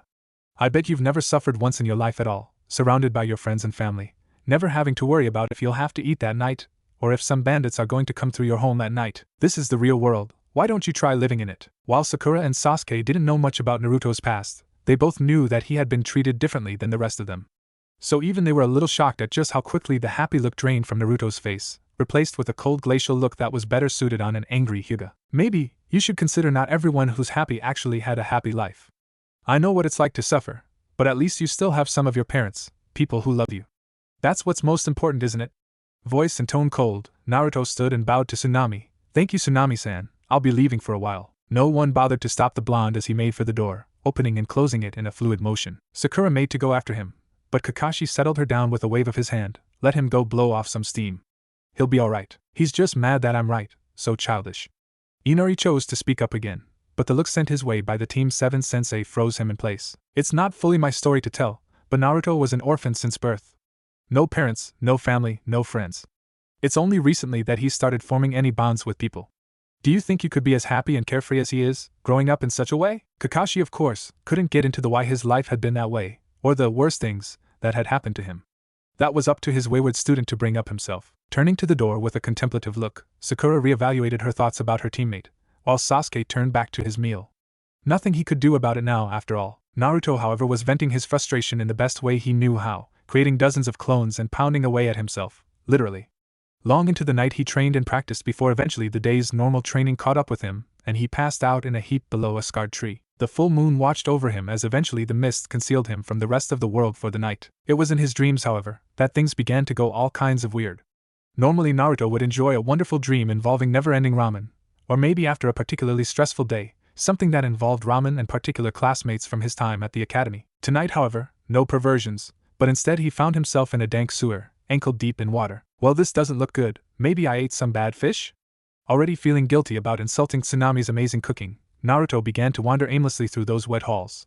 It all felt just slightly off, like a place he didn't know but should. But he walked still, for maybe hours or days, before he found himself in a cavernous space where as far as he could see were bars wider than he was tall. Walking up to one, there was a simple piece of paper with the word "CO" written on it, but no more. Just where is this? Come and find out. A giant red claw reached out, trying to impale him. The bars closed ranks automatically and kept him from being torn to shreds, but Naruto was already looking up, past the claws, past the arm and into the baleful red eyes of a beast of legend that he never thought he would see alive. You're the QB, aren't you? Growling low and moving away from the bars, they too opened up as his malice towards his container settled into something barely above annoyance. So the little monkey can connect the dots. Truly an accomplishment for such a simpleton. The ageless demon was not impressed. So many of his previous hosts were much more fearsome than this whelp. Yeah, well, I'm not the one who's locked away in this little monkey now, am I? Big bad QB, locked away in a kid. Naruto was scared, he could admit that, but he would rather spit in the eye of the kami before admitting it to this. So this kid had fire, just like his mother, mwahahaha. So he has teeth after all. Tell me, whelp, you've started taking life serious, but is it enough yet? Think you can take me? He'd love a challenge right now, and tricking this kid into fighting him for control so early would be a boon. Sure, they could speak already because the boy's control over his own chakra had improved a great deal, but it was nowhere near enough to truly deal with his yet. Yeah, right, I'd love to say yeah, but I've got a long way to go. Firming up his resolve, Naruto held out a fist to the beast. Just you wait though, one day I'm going to be the strongest, and when I am, me and you are going to have it out. You got it? Challenging the strongest of the tailed beasts, Naruto was if nothing else ambitious. You amuse me. I'll take that challenge, and I'll even help you. You are the container to the strongest Biju in existence. I deserve no less than to have the strongest container. So I will heal you when needed, and occasionally gift you my chakra. But you better continue your training and build your own strength, lest my power consume you. Smiling wide with rows of sharp fangs flashing, the bloodthirst in the QB's eyes was very apparent. Not looking this gift horse in the mouth, Naruto nodded. Oh, I'll get strong alright, and you'll see, I'm going to prove everyone wrong about me, even you. No longer caring and ready to be done with the child, the QB turned away. Time will tell, whelp, but perhaps you should consider waking before your throat is slit. Whoa! And Naruto's mind fell. Morning, however, found a new occupant in the clearing, a black-haired beauty who stumbled upon the blonde bomber much by accident. Recognizing him, however, they waffled between ending the threat or sparing him, before deciding it wasn't his decision to make. So, taking pity on the boy currently soaked in the morning dew, they shook his shoulder. Excuse me, but you probably shouldn't be sleeping outside here. How was it? Through the haze of his dream, Naruto blearily opened his eyes and looked upon the person above him. Hello there. What's your name? Curious about his watcher, Naruto sat up. My name is Haku. This is certainly an odd place to sleep. Why are you out here all alone? I was training. Got a little carried away, I guess. I'm a ninja here to protect the bridge builder. Finally rolling to his feet and stretching, his back stiff from sleeping on the cold ground overnight. What are you doing out here? Pointing at a basket full of herbs, Haku smiled. Collecting herbs for a friend of mine. Say, would you like to help me? Deciding he didn't have anything better to do at the moment, and by the looks of the sun he had some time before he needed to get back, Naruto nodded. Sure thing, I'll help out. Show me what we're looking for? Looking to take his time, Naruto didn't spam clones for this task, so he set to work, listening to Haku intently as the apparent young woman showed him what herbs were useful and which ones were no more than weeds. It wasn't long before the basket was full and Haku was standing ready to go. Thank you, Naruto-san, for the help. No sweat, miss. All in a day's work for a ninja. Seeming to think something over for a moment, Haku asked a question. When I asked you why you were out here, you told me you were training. Can I ask, why are you training so hard? Keeping their motivation to themselves, they were genuinely curious. Well, to get strong, of course. I want to be Hokage one day and I have to be the strongest to do that. His answer was quick and truthful. His goal and dream always on his mind. Is that strength just for you, however? Or for others? Pausing at Naruto's slightly confused looks, Haku clarified, to me, real strength comes from defending those precious to you. Strength for yourself is too selfish and can't take you further than protecting those you love. Think of your Hokage. Don't you think he loves all of your village? Does he toil that much harder to make sure his loved ones don't have to suffer? Turning away slightly ready to leave, Haku nodded to the thinking boy, something to think about. Yeah, it is. Sure, the QB wanted Naruto to be the strongest of the strong, and Naruto wanted to be strong in order to become Hokage. But was being strong all there was? Or was having someone precious to protect part of the equation too? Unbidden, the faces of Irika and the Ichirakas entered his mind. Looking up at the departing beauty, Naruto grinned. Thanks for the advice, Haku-chan, you're a nice lady. Able to enjoy a bit of teasing, Haku looked back at the boy with a smile. No worries.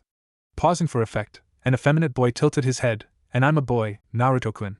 Continuing on his way without another word, Haku left a flabbergasted but smiling Naruto, who, after shaking himself, realized he was now running late. Shit, time to get back.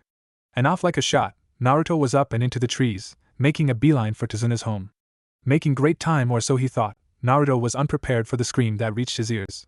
Making a squad of a dozen clones, they all vanished in a swirl of leaves. Inari was standing in the hallway of his home, trembling but starting down to worn-down samurai holding his mom hostage. Scared and worried everything was going to fall apart again. Tears were already tracking down Inari's face as one of the thugs held his mom against him. "I'll let my mom go." The unburdened thug came forward, grin on his face. "Normally I'd complain Gato doesn't pay us enough, but with this little treat I think I'll be satisfied with today." Pulling his sword as he turned away from his cohort, he made a show of pointing the rusted weapon at the barely standing boy. "Don't you worry, kid, your mom will be seeing you soon, after we're done with her. That'd be a long while from now, but kid didn't need to worry about that. Over my dead body." Before he could turn completely to look at who called out, a sandal-clad foot connected with the back of his head. Disoriented and dizzy, he wasn't prepared for two sets of arms to toss him back out the front door and into the yard, where he was immediately pummeled by a dozen waiting clones. Inari was suddenly in his mother's embrace, both crying and assuring themselves that the other was okay and unhurt. Naruto watched them with an odd look on his face, before turning away and knowing it was time to get to the bridge. Seeing their last-minute savior go, Inari wrestled free and reached out to the boy. "Wait. Don't go, Gato will win. He'll always win. Just run, let's run." Scoffing, Naruto thumbed his headband with a wide grin on his face, already mindset in battle mode. "I'm a proud ninja of the leaf. We don't run when things get tough. You've gotta stand up for yourself eventually, Inari, or deadbeats like Gato will keep walking all over you. I'll leave some clones, you'll both be safe here." With that, Naruto was out and into the trees, leaving behind several clones who were busy tying up the thugs. "Hey Tsunami-san? Wanna take a turn kicking the shit out of these guys?" "Hey idiot, language, she's a lady. Who you calling an idiot? And she doesn't mind, do you Tsunami-san?" "You, I'm calling you an idiot, you idiot." Watching clones of the boy literally argue with themselves, it was Inari who was already running out of the door quickly, a plan slowly forming in the boy's mind. "I'm going to get help, Mom. I'll be back as soon as I can." And he too was gone. The absurdity of everything that had happened within the last 15 minutes finally catching up to her, Tsunami decided it might be best to just roll with it. Looking upon the waking samurai, Tsunami came outside hoisting a cast iron pan. "Hold them still, boys, I have a lot of frustration to let out." After several identical cheers, only pained screaming was heard. Naruto had already created another few dozen clones who had spread out as they neared the bridge, and the sight he came upon was not a welcome one. Like Kakashi-sensei had thought, Zabuza was up and in fighting form again, holding off the Leaf Jounin with his massive cleaver. However, while Sakura was protecting the bridge builder, it was Sasuke who was fighting against the masked fake hunter Nin within a dome of strange-looking mirrors. Naruto made a last leap before sliding to watch Sasuke's back, a kunai in each hand blocking or diverting Saban. "Heh, thought you'd be done by now, Sasuke. What's taking you so long with this loser?" Panting but watching the hunter's movements, Sasuke wanting to be irritated with the blonde but just couldn't. For once happy to see the knucklehead. "Oh, wanted to give you a chance to see how much more awesome I am than you." Spinning to deflect a needle from his left, Naruto was already moving to his right to defend his blind spot. Yeah sure. Just admit you missed me." Having a hard time keeping up, Naruto was about to signal his clones start getting explodey. "Before you do anything, know that those mirrors took my full-strength fireball and didn't budge. We're going to need something with a lot more power." "Oh, I've got something alright. Figured out how to direct the blast of my clones' wrist bombs now."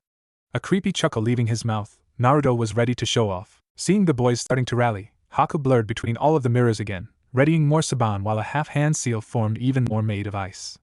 "I'm sorry, but I can't let you interfere with Zabuza-sama's plans." Letting loose the weapons, it was with a heavy heart that Haku put these boys down. Knowing he wasn't going to be able to recall enough clones in time, purely on instinct Naruto grabbed Sasuke, pulling him under himself while 3 clones burst into existence. The next moment Naruto knew nothing but pain, the vision in his left eye going dark in the same moment. Under him Sasuke barely had time to register what had happened, but the feeling of something wet dripping on his face was a clue that things were not going as planned. "Damn it, team, why don't you toughen up a bit? I'm not going to always be here to save your hide after all." Left eye a ruined mess from a needle entering through the side of his face, the rest of his body looked like a pincushion. And while the other clones had taken enough hits and dispersed, Sasuke himself was unharmed. "In the end, he decided to protect you. Truly he must have been a good friend to you. It's a pity that it has to end this way. Goodbye." Conjuring more ice needles, Haku ready to end this. Feeling something inside of him change and feeling a heat in his eyes that he never felt before, Sasuke didn't feel like stopping the hot tears breaking free. "You dope. You aren't supposed to sacrifice yourself for me. I've been shitty to you, all of us have. You're supposed to be Hokage one day, aren't you? You can't die if you're gonna make that happen, can you? Feeling his clones closing in, a strange calm washing over him, Naruto nodded. You're right, team. I can't let it end here.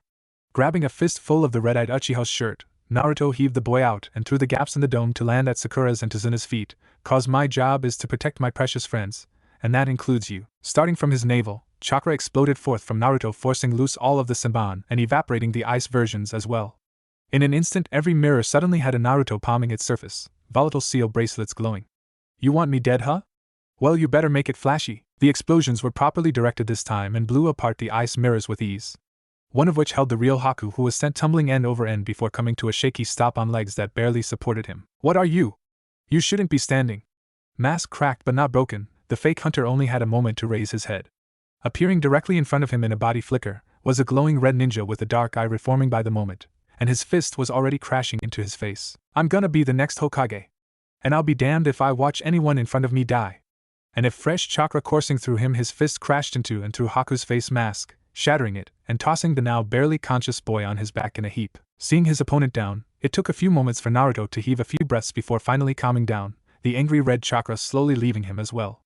He was tired, and his eye ached, but he was happy to note his loss of vision was only temporary. Guess the bastard fox was good on its word. Walking up to the groggy boy, Naruto frowned. "So it's you. What about protecting your precious people?" Sighing and spent, Haku had for all purposes seemed to give up. "Zabuza is my most precious person. He raised me, gave me a home, saved me from the loneliness crushing down on me from the savageness of this world." Looking at Naruto, at something deeper in him, he sighed. "You know it as well, what people are willing to do to others who don't fit in, who don't belong. My mother was a victim of the bloodline purges in the mists. I only lived because I killed my father to save my own life. All I have is Zabuza, who I considered like a real father, and so I became his tool to repay that. And now I'm broken. And a broken tool can only be thrown away." Ready to bite his own tongue if needed, Haku was ready for his end. "Well, screw that. You said only the truly strong get so in order to protect their precious people, right? Well, if Zabuza is so precious to you, you've got to be just as precious to him. As a person, not as a tool. And someone like that wouldn't want you to give up so easily. You aren't just a tool, you're special to him." Not far away and deep in their own fight, Kakashi and Zabuza were both tired and nearing the end of their limits. They were, however, listening to a very impassioned blonde. "Your brat needs to learn when to leave well enough alone. Little shit, you don't know the half of it. He has a way of getting under people's skin. How about we end this then, with one last original move?" Barking out a laugh, Zabuza nodded. "An original move from you? Why, I'm honored. Let's see what you got, Kakashi." Breaking away to ready his blade, Zabuza was met with what sounded like thousands of birds chirping. Crouched and holding his right arm, Kakashi had wreathed his hand in lightning, Sharingan eye blazing for the extra reaction time. "Meet my one original move, the Chidori." Lunging forward at breakneck speeds, Kakashi was aiming straight for the heart this time. "Ha! So simple. I'll cleave you in two." At least, that was what Zabuza wanted, but that was thwarted by several dogs latching onto his extremities. "What's this? While I may get tunnel vision with this move, I've learned to work through that weakness. This is goodbye, Zabuza." Thrusting his hand forward, Kakashi was unprepared for the body that came in between the two. While Naruto had been focused on his teacher, amazed at the special technique he was using, it was Haku who was watching the scene while Naruto's own voice was ringing in his head. Mustering up the last of his strength and making one last flicker, he interposed himself between Kakashi and Zabuza, taking the attack to his chest. Silence reigned in that moment. All of the Team 7 genin surprised that the broken boy could still move enough to sacrifice himself in an attempt to protect who he considered his father figure. But it hadn't been enough, Kakashi's hand and arm piercing far enough through Haku to also break through Zabuza's sword that he had raised in defense, and into his own heart as well. "You idiot, you were supposed to stay down and live. Not die with an old failure like me." Tears tracking down his face, Zabuza limply fell to his knees, pulling himself free from Kakashi's hand. Pulling his arm free and recognizing the battle was over, the leaf Jounin covered his Sharingan eye and laid the dying boy in Zabuza's lap. Turning away, Kakashi could respect a worthy opponent at least in the end, and started walking away. Naruto, however, had come to stand next to Kakashi, face stuck somewhere between sadness and rage, not at his sensei, but at the unfairness of the world they came from. Why does it have to be this way? Heck kid, you're a useless dreamer, got more guts than brains. Using what strength he had left, he tossed the handle half of his giant cleaver to the boy who awkwardly caught it. That blade is meant for useless dreamers like you and me. Why don't you try succeeding where I failed, and change this shitty world of ours? Pausing to lean down and cradle the boy in his lap, Zabuza's voice fell to a whisper. Now let me sleep with my son, I think I deserve the rest. I clouded by tears and cradling the surprisingly light blade, Naruto did as his sensei and turned away, allowing the two not-so-enemy ninja their peace. At least until a crossbow bolt landed not far from their feet, and a cackle met their ears. Well, well, well, so much for the demon of the mists. More like a kitten if you asked me? Getting cheers and shouts from a crowd of mercenaries and thugs, the shorter-than-average shipping magnate known as Gato held up a hand.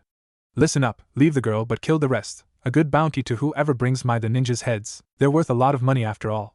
His proclamation getting cheers, the crowd started across the bridge. Rage building in his chest, Naruto didn't spare any thought to what he was about to do.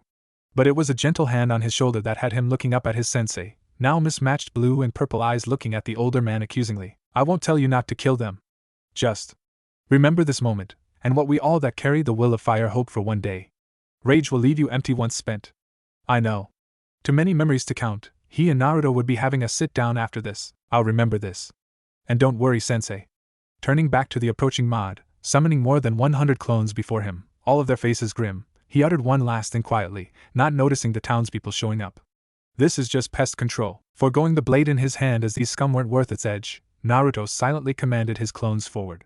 The explosions and fire would at least give Haku and Zabuza a flashy send-off. Another week, full of construction and rebuilding and raiding Gato's mansion, found at the end of it a completed bridge and a tired Team 7 saying their goodbyes to Tazuna and his family. Shaking the hand of the elder ninja, Tazuna himself was happy things had turned out as well as they had. Thank you for everything. Nodding, Kakashi motioned down to his team. They're the ones who believed in continuing, and I'm proud of them for what they've achieved.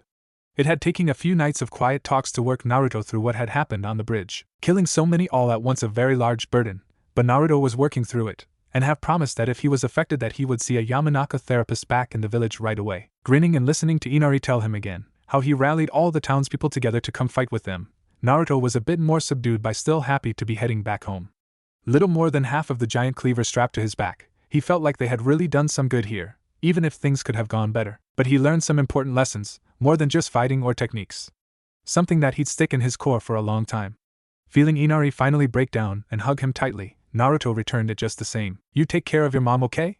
And next time you gotta come visit me in Konoha, got it? Sure thing, bro. Mom's got nothing to worry about with me around. Backing away and standing next to Tsunami, the entire town was out to wish the team goodbye. And with Kakashi signaling the quiet teens, they turned and walked back home, over the newly completed bridge and back to the lives they knew. Looking to her father, Tsunami smiled softly. Do you have a name for your bridge, now that it's complete? Grinning and adjusting his glasses, Tazuna laughed. Well, at first I was going to call it Tazuna's Super Awesome Bridge of Salvation. Getting a few chuckles from the crowd, instead Tazuna watched the influential team of Konoha ninja walk away, the loudest of the group waving at Inari as they left. But I'm thinking instead, the Great Naruto Bridge, after someone who inspired all of us to rise up for ourselves, and was willing to risk himself for nothing more than knowing it was the right thing to do. Down the road and now out of sight, it was that very blonde who had a tired grin on his face. Oh, I'm so ready to be back home.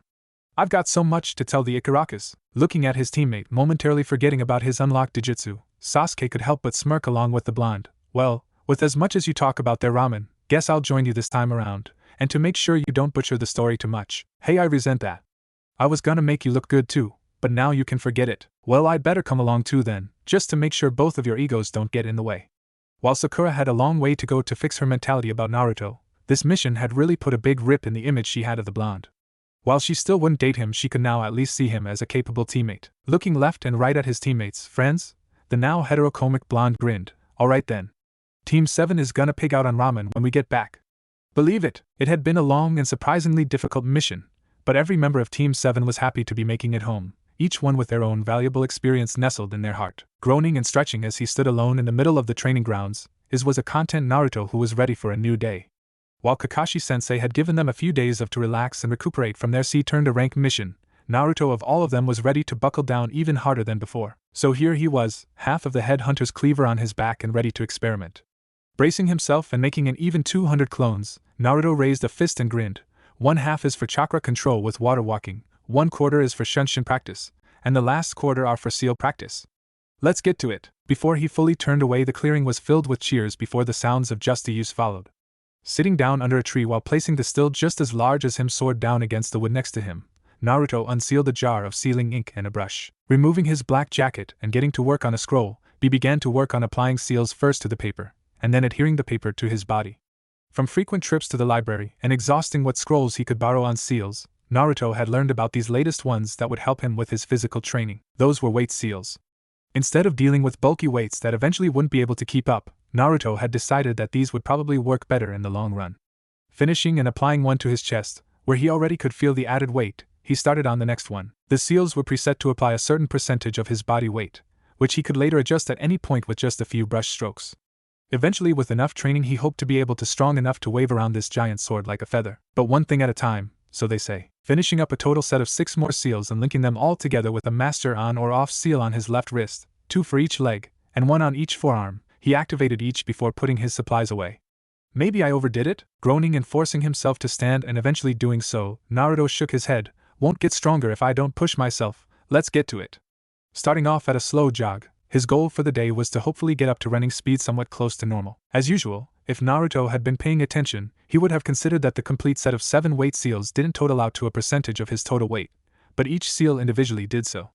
Meaning at the moment, he was trying to run with about 3 times his normal weight. Unnoticed by the sweating blonde was a girl who was doing her best to work up the courage to talk to him.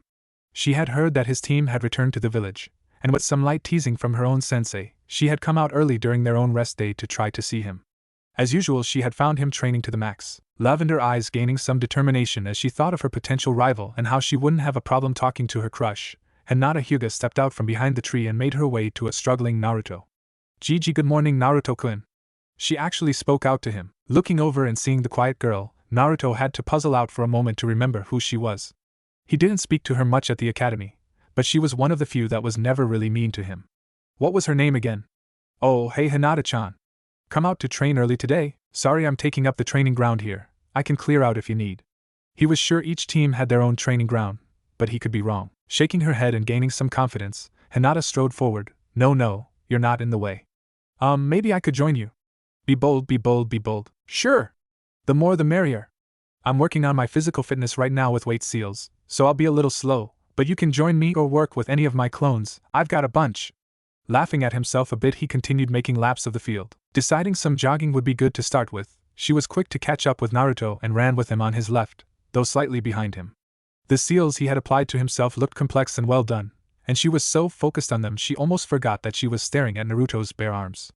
Were his muscles always that defined? Blush forming on her face, she did her best to shake her thoughts away. "You know, it's gonna get hot soon, you may want to lose that thick jacket. Don't wanna pass out early." Seeing it as the most logical thing, Naruto pointed out his own jacket. "You can stash it next to mine if you'd like," going scarlet at the thought of taking off her jacket while in front of Naruto, and was ready to deny it and tell him she was fine. Jade eyes crossed her mind. Would she have a problem? Of course not, she didn't need to wear a bulky jacket or hide herself away. Be bold. SSS sure thing. I'll catch up. Dashing away as they came up to Naruto's jacket and sword, Hinata gave his things a quick once-over before, all at once making her decision, shucked her jacket and ran to rejoin the boy. Clad in a standard black kunoichi top with mesh lining, Hinata was back to running just behind the bright blonde boy. They ran together in silence for a while, one doing everything he could to focus on not letting the weight crush him, while the other was trying not to die of embarrassment. But after long enough, the routine of training kicked in, and her blush began to ebb away. Focused on the boy's back, she worked herself up to ask a question. "Naruto-kun, what happened to your eye?" Slowing only slightly, Naruto thought of how to explain the change of the color to her. Officially, Kakashi-sensei said that he should tell everyone that because it was damaged due to potentially poison that it changed the color permanently. But it felt a little too fake. Then again, if he changed the story now, Kakashi-sensei would get seriously mad with him. Never mind Gigi. "Well, during our mission I was fighting this really tough opponent who used some on. He got me pretty good once and it tore up my eye. Thankfully for some reason I've always healed fast, but now it's just purple. Nothing special about it." And that was true. Besides one of his eyes now being purple, there was nothing different about it. "I'm glad to see you've recovered. Though that scar looks painful." Hinata was alluding to the long but thin scar that went from the corner of his left eye to nearly his temple. It didn't bug him at all, only occasionally itching, but that was it. Slowing and motioning that he was getting on the ground, Naruto began a long series of push-ups while Hinata absently dropped in front of him and did the same. "Well, it doesn't hurt all, promise. Just a little itchy sometimes." Gulping down air and focusing on the ground, Naruto wasn't fully prepared when he looked up to make eye contact with the lavender-eyed girl. Because while her cute face was watching him with an inquisitive look, the front of her shirt drooped quiet a bit. Blushing and forcefully staring directly into her eyes, Naruto swore to the kami he wasn't turning into his sensei. Seeing her crush turn red, she had to note that he had a lot of weight on him if the amount of chakra flowing through those seals were an idea. And it was starting to warm up now that the sun was rising. Thinking for a while as she hadn't talked to him, ever, she was curious about what else he had gotten up to. It was pretty easy to talk to him once she got going. "How was it your first mission outside?" Diverting his eyes down and focusing intently on the dirt, unintentionally giving Hinata the idea that things weren't all that great. Even if that was the truth, Naruto eventually started recounting the mission. From start to finish he talked about their grumpy old man client, the not-so-smart demon brothers, their first run-in with Zabuza, and all the craziness that followed. His tale took long enough for both young ninja to move one from push-ups to sit-ups, then from sit-ups to squats. Finishing his normal strength training and standing straight finally with a smile, Naruto wound down his story and pointed at his sword. And then we've been back for a few days. I still haven't started really training with Headhunter, but Kakashi said I have plenty of time, and at my level he said it's more of a one-motion weapon anyway, so I should focus on simple movements first. Which he would, and eventually he would find a teacher. Mesmerized by the determination and grit of the boy in front of her, Hinata internally had to hope that one day she could measure up to that same standard. I think you've made a lot of progress, Naruto-kun. Pausing as she looked up at a now visibly higher sun, she smiled. I think you'll make your dreams come true, one day. Happy that he had a friend who believed in him, Naruto hooked a thumb towards the tree where their stuff was. Wanna spar for a bit before taking a break for lunch? I've never fought a Hyuga before. Nodding without a thought and waiting for the boy to get situated across from her, she eventually lowered into her family stance. I'm ready. Grinning, Naruto fired forward, seemingly no longer hindered by the extra weight. Let's do this. For the rest of the morning Naruto and Hinata sparred back and forth. Hinata showing flexibility and amazing skill in both evading Naruto's wild strikes and punishing his overextensions when she could. In turn, while Naruto was slowed down somewhat, he still hit a lot harder than she was used to, but she was happy that someone was taking her seriously.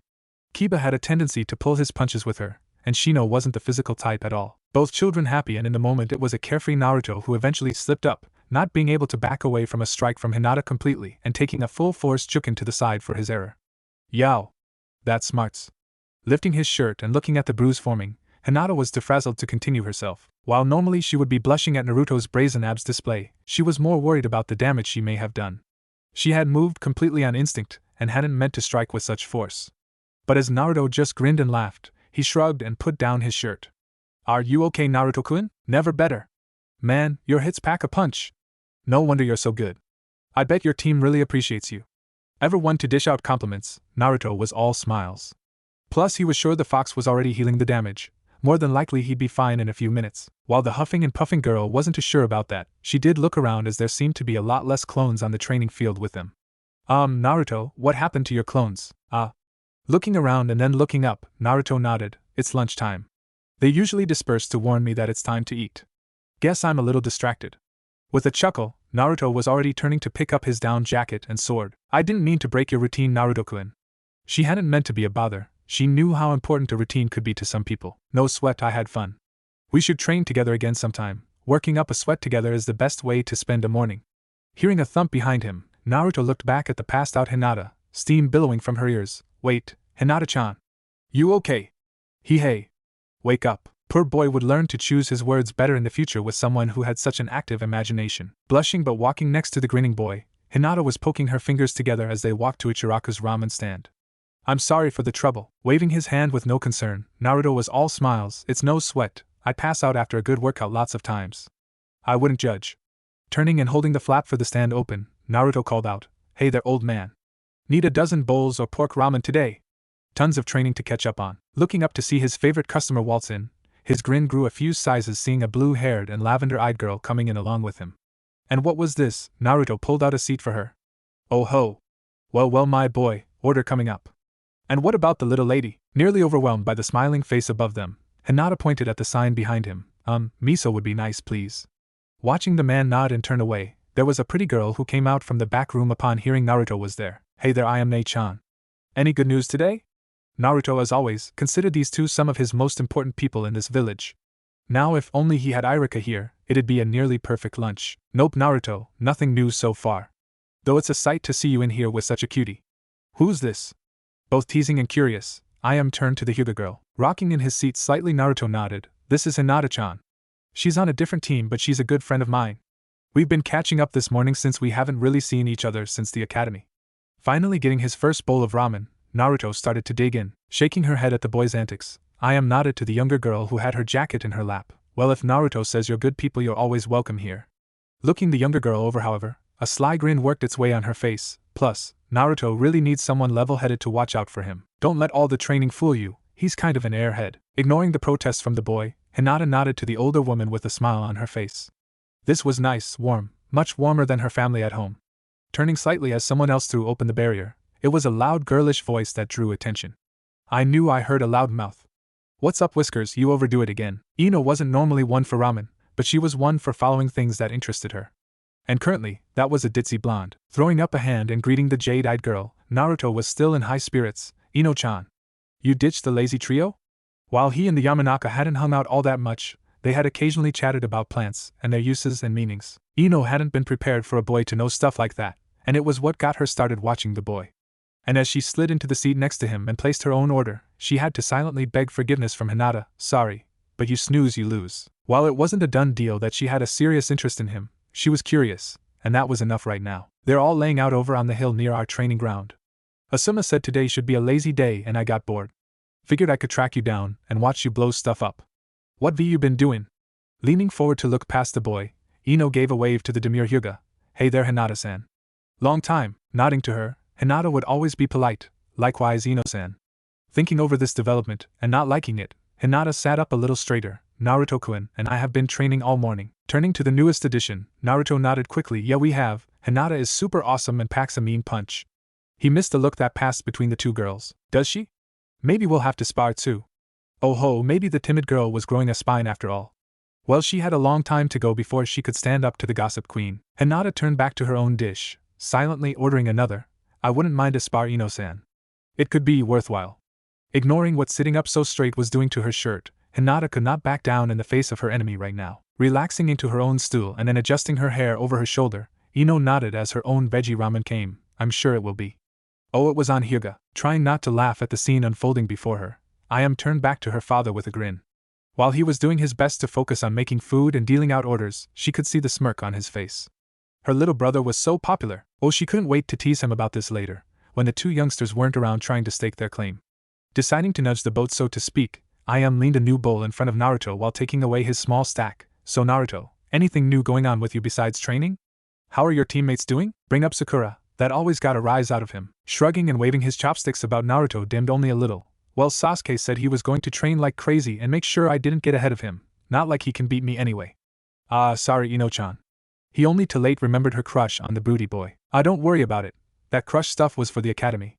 We're ninja now, we gotta focus, right? She saw how being a fangirl wasn't working for Sakura, and no one would accuse Ino of not being able to learn from others' mistakes. Mismatched purple and blue eyes locked on the girl. Naruto's opinion of her ticked up a few notches. God, I wish Sakura would get that message. She's always on about the stick in the mud. I mean, he's warmed up a bit since we've been on a team, but she's still the same old Sakura. Maybe before he had really focused on his own training he would probably be the same. But with all the hard work and progress he made, it was easy to see how far behind the pinkette was getting. Have you offered to train with Sakura-san? It was Hinata who garnered his attention now, leaning forward just slightly more than proper while looking up at the male blonde. Oh, score one for the quiet one. Was that a blush on Naruto's face? Yeah, I've tried, but she always blows me off, so I gave up a while ago. Says something about it'll affect her figure or whatever. I mean, we're ninja. As much as we work out and train, you gotta eat all you can, not like it's easy for us to put on the weight. Naruto was a testament to that. Ever since he had upped his training he was almost always hungry. Good thing mission pay was pretty decent and his apartment was dirt cheap. Ino grimaced for only a moment, that cheap little hussy. So she had some backslash already, but that wasn't everything. So do you like girls with a little weight on them then, Naruto-kun? Attempting a decent lowered tone, she was declaring war. Naruto finished his last bowl with a satisfied smile. I mean, everyone should be healthy. Starving yourself is no good. Point of the question flying way over his head, but it was enough for the girls on either side of him. Well, Naruto-kun, since you're finished, would you like to continue training? Hinata herself put down her last bowl. Only slightly behind the boy, she'd show her dedication in her own way. Take that stick, girl. Shaking his head, Naruto held up a scroll. Actually, I gotta run to the Hokage tower first. I forgot Gigi summoned me about something with the mission. Then I gotta hit the library. Mismatched eyes turning to the Hyuga. His bright smile had the girl swooning. But we can train tomorrow. I still have another couple of free days. Seeing the girl nod in return, Naruto did the polite thing and turned to Ino. I know you'll probably be with your own team, but you're welcome to join us too, Ino-chan. Oh, you never know, it could be fun. I'll let you know later. Waving as the boy paid for his meal, and leaving enough to cover Hinata's and hers, he was out the door and down the street before both girls turned on each other. Listen up, princess, just cause you've liked him for a long time doesn't mean no one else can show interest. You've had plenty of time to make a move, says the hussy that jumps from newest fad to newest fad. I'm actually interested in Naruto-kun, what about you? Eyes hard, things were escalating a little too quickly. Okay, time out. Ayam clapped her hands, seeing a reason to intervene now that the clueless boy was gone. Seeing both girls looking up to her with questioning looks, the pseudo-elder sister grinned. You both know Naruto wouldn't approve of you fighting like this. So let's set some ground rules. Seeing as both girls were paying attention, knowing that if Big Sis Ayam said something Naruto would listen, and that also would be true if she decided to tank their chances. Use your minds, not your fists. I know ninja are a more physical bunch, but Naruto doesn't have a lot of people he calls friends, and seeing two friends fighting would crush him. 2. No tricks, at least on Naruto. 3. This is neutral ground. If you're all here, you're here as friends. Got it? Sitting and thinking about it for a moment, the more diplomatic Hyuga had no problem agreeing. That's fair, Ayam-san. She'd spar with her father for a week straight before giving up to Ino. Big Sis makes the rules. Ino could play the game, however, and knew it better than the wallflower. This was going to be easy peasy. Smiling and nodding, Ayam motioned to the door, then off you go. Unless you'd like to order more without Naruto here? Seeing both girls eye each other before shaking their heads and leaving, Tucci leaned over to his daughter. Why is every ninja that comes through here so crazy? Shrugging, Ayam started collecting empty bowls. I think that's just ninja dad. I think they're all a little cracked. Down the road and making great time to the tower, Naruto was in high spirits. He got to have lunch with probably his two best friends outside of his team. Ayam seemed to like them, and they agreed to train with him. What more could today ask for? Bounding into the building and slowing only moderately at the stairs, the Uzumaki was before the Hokage's secretary after only a few moments. Naruto Uzumaki, answering the Hokage's summons, shuffling some papers around before shooting the boy a bored look. The Chunin guard nodded before waving him through. Go on, he was expecting you a while ago. Missing the boy chuckle and bow as he walked away, the wondered if he could finally take lunch. Inside the office, closing the door behind him, Naruto was met with his Gigi leaning back into his chair, pipe in hand. With a groan and a weary smile, the Hokage made eye contact with Naruto. It's good to see you, my boy. Took you long enough to stop by. Feeling bad that he hadn't been able to check up on the boy. He could at least give him some good news today. Sorry, Gigi. Woke up and started training right away. Hinata-chan joined me today, and we had lunch too. And Ino-chan stopped by as well. And, chuckling and cutting the boy off, Sarutobi could always appreciate Naruto's energy. I'm sorry, Naruto. As much as I would love for you to tell me all about your day, you are a bit late, and I have something to give you before continuing other duties. He was not looking forward to another council meeting. Did they really need his input in order to change a street name? Scratching his neck, Naruto nodded. Sorry, Gigi, so what's up? Reaching into his desk, the elder ninja pulled out a scroll and leaned forward to hand it to Naruto, who took it slowly and waited for an explanation. We forgot about it during your debriefing of your mission. But because you were the one to solely take down the demon brothers, their bounty also goes to you. So that's your extra payment. Be responsible with it. Sarutobi had watched the boy long enough to know he'd just buy more ramen with it at most. Boy saved quite a lot of money that way, already thinking of hitting the weapons shop. He needed scrolls and sealing ink. Thanks a lot, Gigi, this'll help out a ton. Standing a little straighter, Naruto gave his Hokage a laid-back thumbs up, nodding and waving the boy away with a smile. Sarutobi starting piling together his paperwork. Go on now, and take care of yourself. Watching the boy turn and run off, he wondered briefly if he could get some time with his favorite book. Naruto, however, was already down the stairs and making a break for the outside world. Lunch with his friends and now extra pay. Today was just about perfect. And he knew just what he needed to finish out such a great day.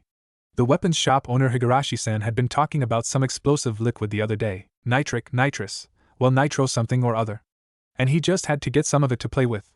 It was time to get back to his other favorite thing in the whole world. Several days and a much poorer Naruto later, all of the genin members of Team 7 were looking at their sensei with disgruntled looks. Though it was Sasuke who spoke up first. You want to run that by us again? Naruto wiggled a finger in his ear. Yeah, I'm pretty sure I had something crazy in my ear just now. Cheeky brats. Kakashi was just showing them how proud he was of them. By signing them up for the next Chunin exams. I think the Chunin exams will be good for you. And plus, they're here in the village, so you'll have the home field advantage, which is a big plus. Less likely for anything to happen to you. Sure, they hadn't graduated all that long enough, but they had already been through a lot. They had talent. And if they happened to actually make it further than, say, Kurenai's team or Asuma's team, he'd win a pretty decent wager too. He wouldn't even consider his team not making it further than the other sensei's teams, because giving up his book was blasphemy. I mean, do you think we're ready? Sakura was trying to be a voice of reason here, thinking of possibly her own shortcomings for once. Shrugging, it was Sasuke who spoke up. I mean, it would be good experience. It's not like we're expected to make Chunin as rookies anyway. We could see what we have to look forward to. Naruto agreed and said as much. Plus we could show off, and you never know, wouldn't it be super cool if we did make Chunin first try? Ever the optimist, Naruto was all for full steam ahead. Passing the kids their information sheets, he nodded to them before getting ready to go. Well, there are your forms. Fill them out and meet at the designated location in 2 days. And don't get into any trouble. Looking pointedly at Naruto, the Jounin left in a swirl of leaves. Looking at each other, the three got comfortable in their training ground, now willing to take it seriously now that their teacher had left. It was Naruto who held up a finger first. So do we really want to do this? Sasuke nodded. I do. It'd be a good test of our skills to see how far we've come. And personally, to see how much further he had to go before reaching his older brother. Sakura made a show of sighing heavily before nodding. It'd be good for learn something new, plus, we do things as a team, so if you both want to do it, then I'm in. She was trying to warm up to the blonde and not treat him as she had before. It was easier now that he wasn't asking her out all the time. Naruto nodded. So what do you think, going into an unexpected situation, should we be worried about anything? Sakura shrugged. We have our passcodes in case someone tries to take our place or we get separated. Maybe spying options. If we're fighting against other teams, it'd be good to have some idea of how to spy on others and relay information. Book smart she was. That knowledge could be applied when she was focused. Shrugging, Naruto made several clones. I mean, I kinda have that covered. Sasuke saw where the mistake was, however. Remember the bridge? Unless you've already made them, you might be at a disadvantage. Remembering the blood on his face, that missing eye, no. They were alive and here now, that was what mattered. Sakura tapped a clone. Couldn't you transform a few? Turn them into pieces of your clothes, or maybe something small so it wouldn't be noticed moving around? Like a bug? Sure, you wouldn't get past an Aburame, but plenty of others would be fooled. Thinking about it, Naruto looked at all of his clones, about a dozen or so, before trying to plan it out. How about 6 of your transform into beetles, while 3 can transform into fake kunai and 3 are fake shuriken? Watching the clones nod and do as they were told. With puffs of smoke, the requested items and insects were on the ground before them all. All of the bugs quickly disappeared into his jacket, while he pocketed the kunai and shuriken into a special pocket. Funny, like this because they're so much smaller they should probably last much longer. I'll experiment with it today and tomorrow to get an idea for how long they can last this way. Thanks, Sakura, I never would have thought of using my clones this way. Nodding, Sakura had a superior smirk on her face. And that's why I'm the smart one and you're the explosion nut. Sasuke shrugged. Anything else we should maybe worry about? Sakura giggled. Being vastly outnumbered? I'd have to be dead, Sakura-chan. Being vastly overpowered? It was Sasuke with the thoughtful question. Naruto almost immediately wanted to boast that wouldn't happen. But he too remembered Zabuza and Haku. I could use my clones to force some distance, help us regroup and decide to either fight or retreat. Sakura nodded. I wish I had the chakra to reliably use the Shunshin like you. It'd help. Sasuke stood up for her. I can't use it well either right now. So we'll have to rely on Naruto for distraction. It's what he's best at after all. I want to be offended, but I can't be. Spending another half an hour thinking about possible scenarios and plans. The 3 Chunin hopefuls all stood at the sound of Naruto's stomach grumbling. Are you ever not hungry? Sakura was looking sidelong at the boy. Sasuke stuck between them as per their new norm. I train tons, of course I'm always hungry. That reminded him, he'd have to take the training seals off during the exam. Wouldn't do to be slowed down. Joking and laughing as they made it back to the village proper, it was a distracted Konohamaru that slammed into their pink teammate. Hey, watch where you're going. Ugh, why don't you watch it? With a forehead that big, it's amazing you don't fall over on your face. Giving the girl the stink eye, both of his friends and Naruto were trying to warn him. What was that? The low tone and growl were all Naruto needed to know. You better run, Konohamaru. Seeing the girl getting angry, the grandson of the Hokage did just that, turning tail and running as fast as his legs could carry him. Sakura was hot on his heels. You know, should we be worried she can't keep up with an academy student? Naruto was leaning over to Sasuke as they followed much slower and much further back. Depressed is a better word. Sighing at the skill of their third teammate, the reforming broodster wasn't sure how to help her get over her habits. You know, if you told her you liked girls who could fight, she'd probably start training more than me. Naruto had his hands behind his head, more comfortable than usual on the topic of the girl he used to like. Huh, finally over that crush? Yeah, I guess so. Seems too dumb now, chasing after someone who barely knows you exist. Oh. Hey, watch where you're going, brat. How about I put you in your place? Not recognizing the voice, Sasuke and Naruto both blurred ahead, Naruto taking to the roof and scattering clones, and Sasuke stayed low and angled into the alley the kids had tried to hide in. Coming up and stopping in front of Sakura, Sasuke sized up the newcomer. Clad in a black bodysuit and purple face paint, the teenager was holding Konohamaru by the front of his shirt. Behind him and obscured slightly by a wrapped bundle on his back was a blonde girl with her hair up in 4 pigtails, wearing a black battle dress and fishnet stockings. A large war fan was on her back along with a deep frown. Leave him alone, Kankuro. We're not here to bully kids. Kid needs to learn some manners. Why don't I break a finger or two and then we can go Temari? A sadistic grin on the teen's face, Sasuke frowned but noticed movement along the rooftop. You might want to let the Hokage's grandson go, before something bad happens to you. Sasuke was now completely relaxed, waiting for the fun. Like I give a damn, kid shouldn't have run into me. Within a breath, many things changed at once. Konoha was forcibly used as a Kawarimi focus, replaced by a much larger and grinning black and orange-clad blonde who immediately hugged the face-painted teen. Ever meet an exploding clone? While the clone itself couldn't explode, he was certainly covered in enough exploding tags to make up for it. Kankuro. Wait, Temari didn't get to finish her sentence. A very sharp blade held to her neck. When did he get behind her, threatening such an important person just days before the Chunin exams? That's plucky. Naruto's tone was cold, and for one reason. No one was going to threaten his friends, especially not the kids. Finding themselves in a standoff, a third voice came from the tree. I'm sorry for my siblings, please release them. I'll have them disciplined when we return to our hotel. We're here for the Chunin exams. The last of the three-man sand team, Sabaku no Gaara, had his arms crossed while his ever-present sand gourd was vibrating slightly. Sakura stepped forward now, signaling to Naruto that they had Konoha. Please remember, your guest here. Please don't make trouble. Watching the glacial blonde remove his sword from Temari's neck before jumping away, the grinning clone poofed himself out of existence. Kankuro released his breath that he had been holding, before puffing himself up to give them all a piece of his mind. Kankura, enough. Or I'll kill you. That froze the older boy in his place. More than a little unnerved about the dynamic between the three teammates, Sasuke stepped forward. You, redhead, what's your name? Sabaku no Gaara. And yours? The blonde too, Sasuke Uchiha and Naruto Uzumaki. We'll be waiting for you in the exams. A cold grin on his face, Gaara nodded. You better be. I'm looking forward to having worthy opponents. All three siblings left in a swirl of sand after that. Turning to each other after Naruto rejoined them from the high ground, they all had to wonder, just what kind of monsters were they going to meet during this exam? The day was bright with a clear sky and warm winds that welcomed all the visitors to the village hidden within the leaves. And today was a special one as a certain lazy Jounin's team readied themselves as they made their. So are we all full on kunai and shuriken? Hi Sakura, we're good. Sasuke was patting his own pouches just in case. You got your transformed clones and plenty of sealing ink just in case? Pinkette now turned to the black and orange blonde. Yup, and some extra stuff just in case we need a big distraction. Said blonde had a huge grin on his face. Not everything can be solved with explosions, Naruto. Sasuke's deadpan tone had Naruto chuckling. Nonsense, that just means you haven't made a big enough explosion yet. As all three reached the front of the testing building, it was Sakura who stepped ahead of the boys and turned to face them with a fist held out. I know I'm not the combat type like you two, but I think we're a great team. Let's watch each other's backs, do our best, and come back alive. Bumping a fist with the girl much to her barely held back delight, Sasuke had his patented smirk on his face. Let's do better than that. With all these veterans, let's at least make it to the finals. Show 'em we mean business. Naruto bumped his fist into his teammate's own, mismatch's eyes switching between them both. Screw that, let's aim to win this thing. We're way too awesome to do anything else.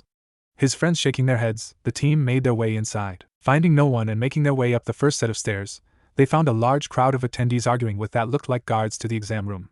There were plenty of teams there, including a few from Konoha, and Sasuke was ready to intervene. But it was Sakura who held him back. Keeping her voice low, she nodded back to the hallway. The exam is supposed to be on the third floor, not the second. Come on, let's not bother with this. Seeing Sasuke think it over and then nod, they took the hallway to wrap around the building and take a second set of stairs, reaching the third floor without further incident, and were surprised to see their sensei waiting for them. Holding up a hand in greeting, the masked ninja was all smiles. I see you made it. I'm glad. If you hadn't come all together, I would have had to send you back home. All three looked at each other before turning back to the sensei. Sasuke taking the lead. You're the one that taught us. We're a team, either we all go, or no one goes. Nodding with pride, Kakashi stepped aside. Then good luck, and I'll be seeing you again soon. The three genin walked by their sensei, each offering him either a salute or a smile. And then they were inside the exam room, and greeted by the disgruntled faces of older genin and out-of-village teams. Naruto and Sasuke unconsciously stepped slightly ahead of Sakura, casually keeping a hand near his weapon pouch while the other twitched his fingers in anticipation. But when no attack came, instead they were met with more of their own rookie genin. Yo-ho, forehead! Long time no see. Ino made her appearance, dragging Shikamaru and Choji behind her. Almost didn't think you'd make it. Rolling her eyes and crossing her arms, the last member of Team 7 scoffed. If they let you in here, pig, then we for sure would be ready to go. Try not to get in the way. Another team, Hinata, Kiba and the quiet Shino made their way over. Kiba all grins and swagger. Look what the dog dragged in. What happened to your idobe? Sasuke have to come save your ass or something? Not having kept up with his former classmate, and ignoring an annoyed Hinata, he still fist bumped the blonde. Oh, you know, took on some missing ninja, learned some neat tricks. Can't wait to show ya. While Naruto was working on being actually confident in his own skills.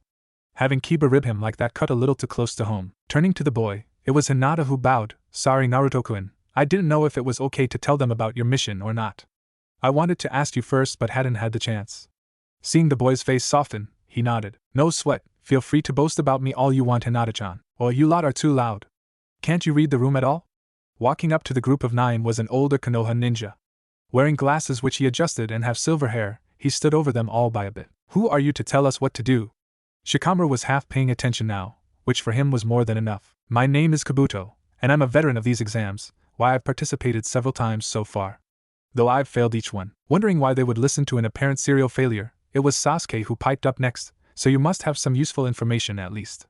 Wanna help out your Kohai? Pretending to mull it over, Kabuto pulled out a set of blank cards. Well, these are my info cards. Locked away with my chakra, I have information on just about every ninja currently participating in these exams. Just give me a name, and I should be able to help you out. Kiba worked his way forward again. Okay then, let's go with Sasuke Uchiha and Naruto Uzumaki. Singling out both the best in the class and the worst, he wanted to see where he stood between the two. Add in Sabaka no Gaara. Sasuke lifted a finger, wondering why Kiba was so interested in his team. Nodding, Kabuto shuffled his cards. It takes a little fun out of it if you have their full name, but I got him. Pulling one out and flipping it around, the older boy read from it. Sasuke Uchiha, sole heir to the Uchiha clan. Member of Team 7 under Hatake Kakashi. Multiple D rank, but there is a C rank turned a rank. Special abilities include an unlocked Dijutsu, the Sharingan. Shuffling through the cards again, he pulled forth another. Naruto Uzumaki, apparently the last of his clan as well and an orphan since birth. No special skills mentioned, same team as Sasuke Uchiha, and completed the same mission turned a rank. Unknown damage to left eye changed its color. Boring. One last shuffle and he pulled forth a third card, Sabaka no Gaara, son of the Kazekage and leader of his team. Several C, B, and A rank missions, where he has always returned without a scratch on him. Obviously a foe to be concerned about. Stashing his cards away with a sigh, Kabuto felt like ribbing some of the foreign teams, not like the newcomers from the Sound Village. Nothing of value on those teams. Overhearing the boy and growling, one boy wearing gauntlets was ready to make Kabuto eat his words. Wanna say that to my face, you leaf trash? Come get some then. He and his team ready to start a brawl, they were interrupted by an explosion from the front of the room. All of you better sit down and shut up. Your proctor is here, and if I see any fighting without my go-ahead, I'll toss you out myself. The large bandana-wearing man was both large and loud, quickly cowing anyone thinking of speaking up against him. Now Chunin assistants are going to come around and give you numbers. Those numbers are seats. Take your place as we will begin the first round. Naruto, Sakura, and Sasuke all nodded to each other before allowing themselves to be led away to their seats. It was a few minutes of everyone getting situated and settled before the now named Ibiki listed off their rules. It's real simple, 1 point for everything incorrect answer. 2 points for every time you get caught cheating. If you have no points left, you and your team are out. When there are 10 minutes left, I'll be asking a 10th question. No talking. You ready? Don't care, you have 1 hour, begin. Naruto had been sat next to Hinata and some no-name guy he'd never seen before. Grinning at the flush girl, he focused on the task at hand. After writing his name and thinking the rules over, he didn't have much of a clue on how to go from here. A quick glance showed that these questions were way out of his league for the most part. Well, except for one about explosive note yield. He knew that one. Writing out his answer, he took a subtle look around and noticed just what everyone else was getting up to. A floating sand eye, someone using mirrors, and was Kiba talking to his dog? So everyone else figured out to cheat was the way to go, huh? Well, he could play that game too. Making a mental command to a couple of his bug-transformed clones, he sat back and waited.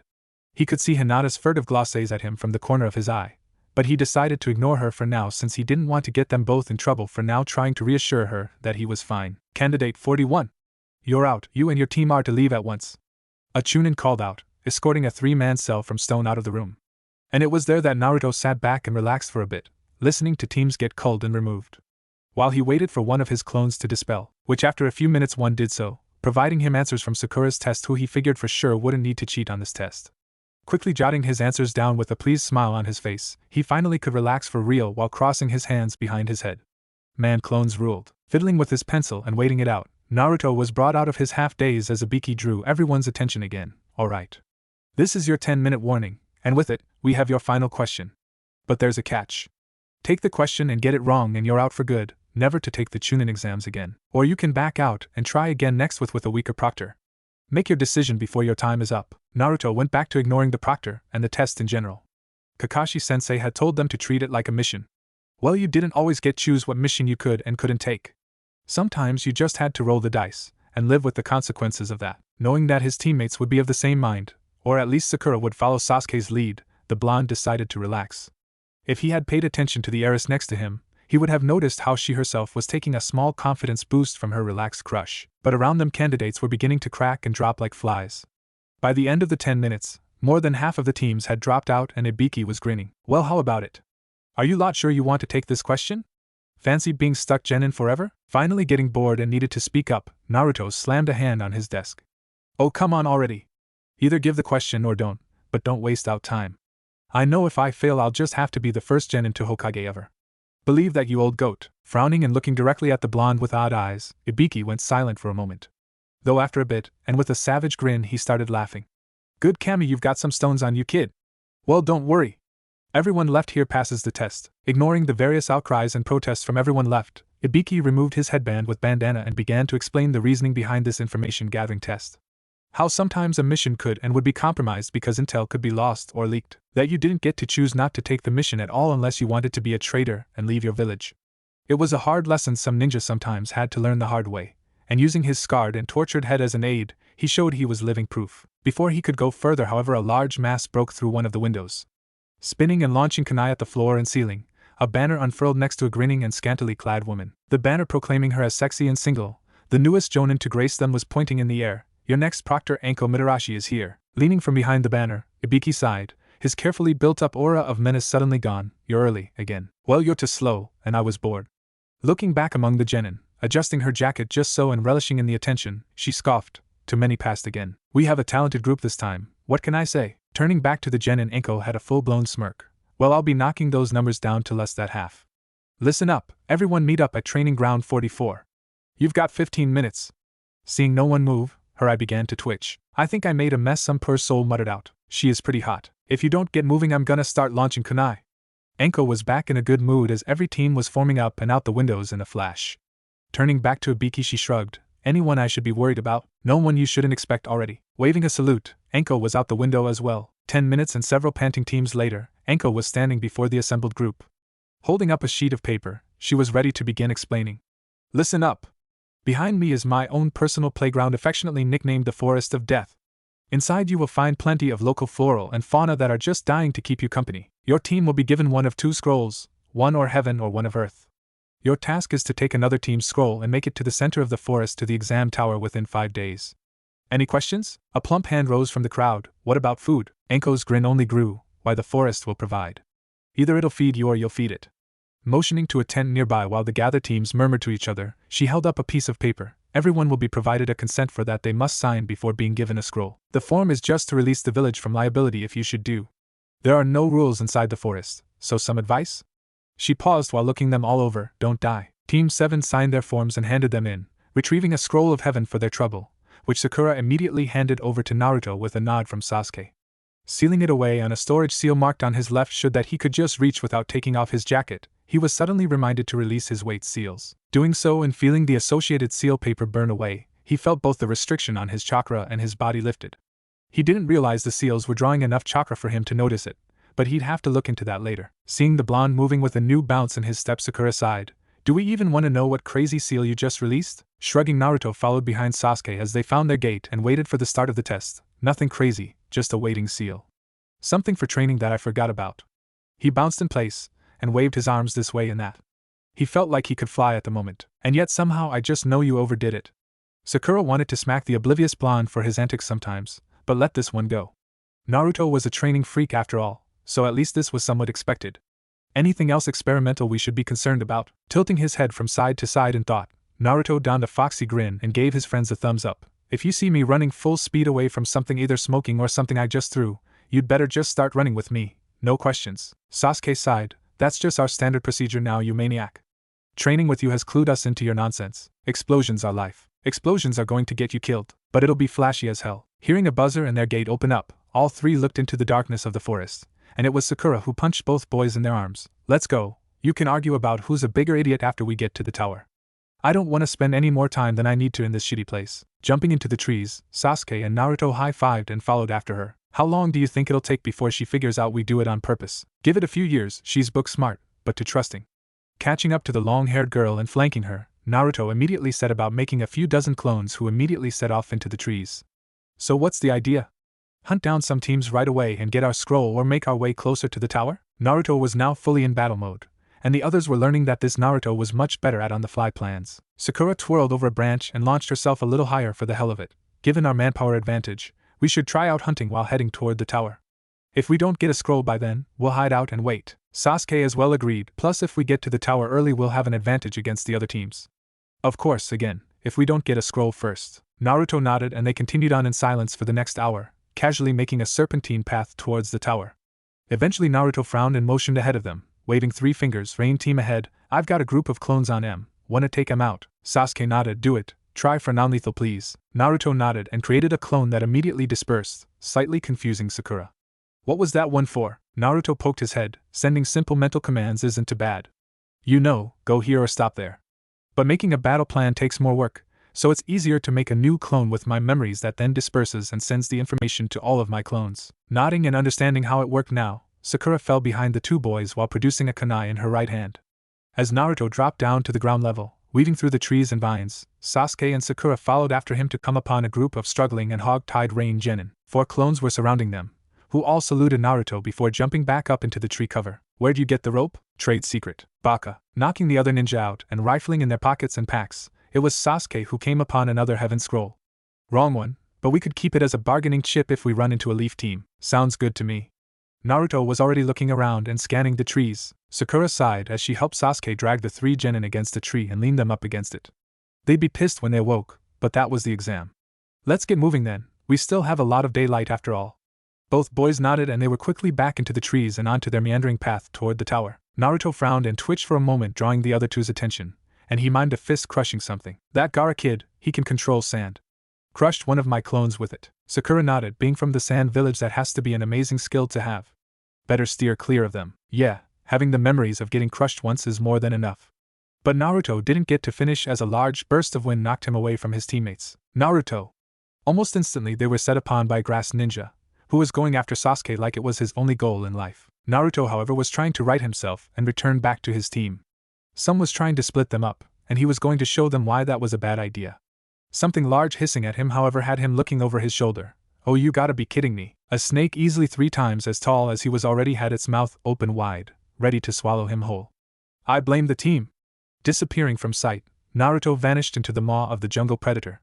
The small clearing was quiet while the snake swallowed and looked around lazily for its next meal, before something stung from inside its gullet. Retching once, twice, before bloody foam began to escape its mouth, the reptile began to thrash and twist into the trees and dirt, while obviously in pain.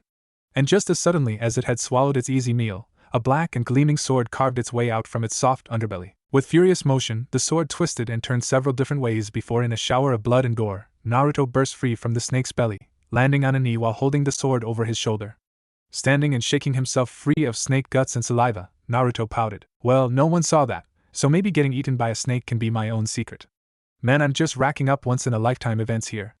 Pulling his sword to look at it, the balance throwing him off a bit, he noticed it was much longer than before. The tip was still missing, looking like the start of the circular cutout was just beginning. Trying to puzzle it out, Naruto decided he didn't have the time right now. Readying it on this back with a roll of bandages, he crossed his fingers. Taju, Kagebushin and Ojutsu. Sasuke was already panting and aching from where this extremely skilled ninja had him on the ropes. Even with his dojutsu active, he was having a hard time keeping up at all. And the enemy mean hit like Kakashi-sensei. Frowning as he saw a clone of Naruto flit behind a tree, Sasuke relented that this was indeed an opponent they should run from. So this is the vaulted Uchiha. I'm not impressed, but I guess I shouldn't have gotten my hopes up leftovers. Quickly squashing down the rage that fired up in his chest, Sasuke leapt from one tree to another, twisting in midair and launching several shuriken at his attacker. Catching them by surprise, the trailing ninja wire locked them against the tree Sasuke had just fled. Without missing a beat, Sasuke molded as much chakra as he could and let loose this technique, Katan, Gokaki no Jutsu. The larger than normally fire ball slammed into the ninja following the ninja wire. Sasuke pumped more chakra into the technique until he was sure the other nin was down and out before releasing the seal and panting for breath. However, that was moot as a sandaled foot slammed into his gut and tossed him to the ground. Oh my, struck a nerve did I?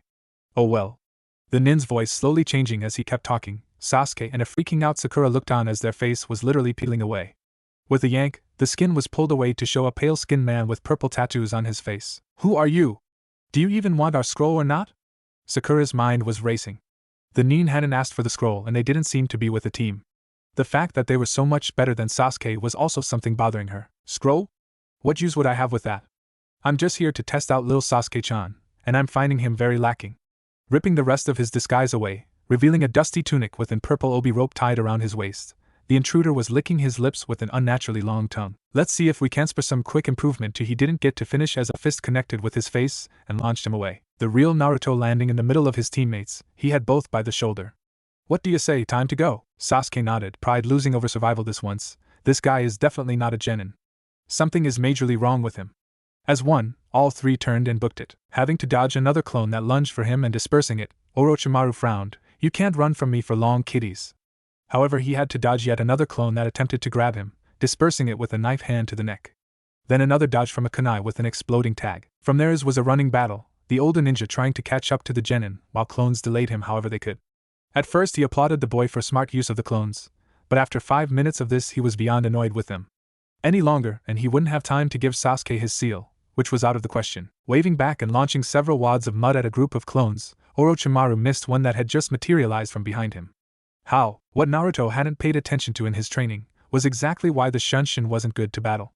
Simply put, the chakra needed to move a human body was very noticeable, and any nin worth their salt would see it coming from a mile away. However, clones had no real mass, and as such needed very little chakra to properly Shunshin. That also meant, anyone looking out for the technique wouldn't be able to detect it unless they were a sensor type, because it was like looking for particles of light at that point. So when the lone clone Shunshined behind Orochimaru and successfully latched on, those memories were going to be invaluable to Naruto later.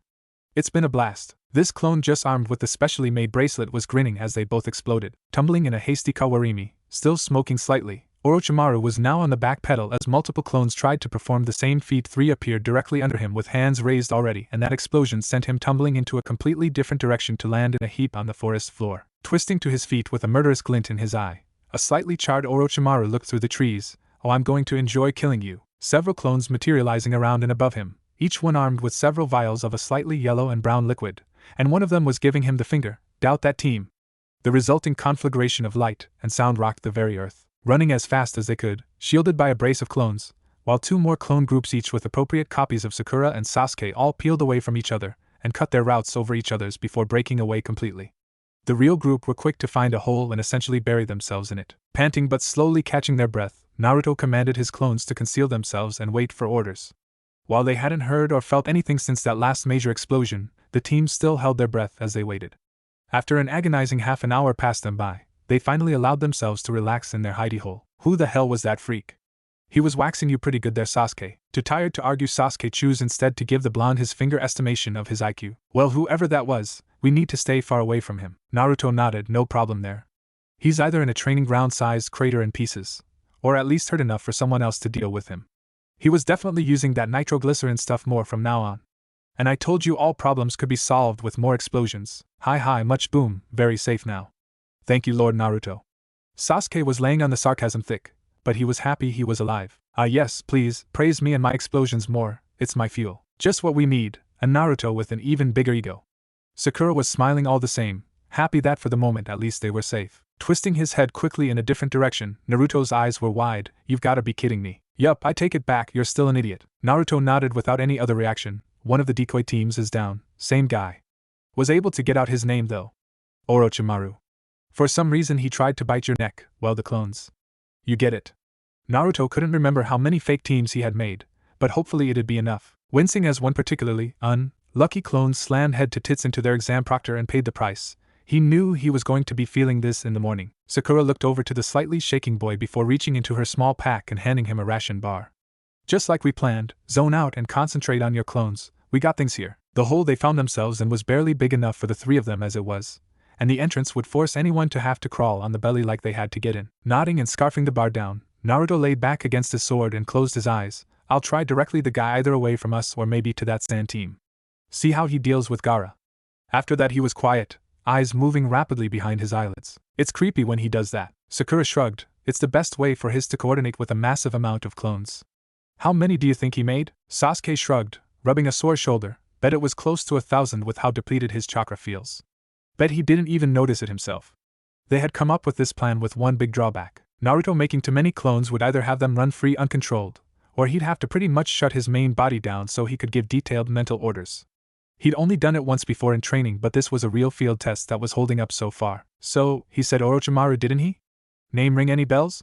Sasuke was looking at Sakura directly now. Thinking about it, and paling as her mind came to an impossible conclusion, she nodded slowly. One man comes to mind. One of the Leaf's greatest defectors. Orochimaru of the Densetsu no Sannin, legendary ninja trained by the Hokage himself. Looking at Sasuke, the girl's heart dropped, and he said he was after you. Leaning back against tree roots, Sasuke nodded. Gotta be my eyes. I'm good, but I'm just a genin. So he's someone to stay far away from. They both nodded and looked at the busy blonde beside them. Guess we're here for the night. Better settle in, no fire. Sakura was already trying to get comfortable. I'm having a clone cover the entrance with bushes and branches while some others set traps. We should be good here. Not opening his eyes, he fell deeper into his concentration. It's so creepy when he does that. I'll take this over the sexy no jutsu. Point. Omake. Konohamaru was used to a lot of things in his life up to this point. Ebisu chasing him and trying to get him to study or focus on classes. Boring villagers calling him honorable grandson and not by his name.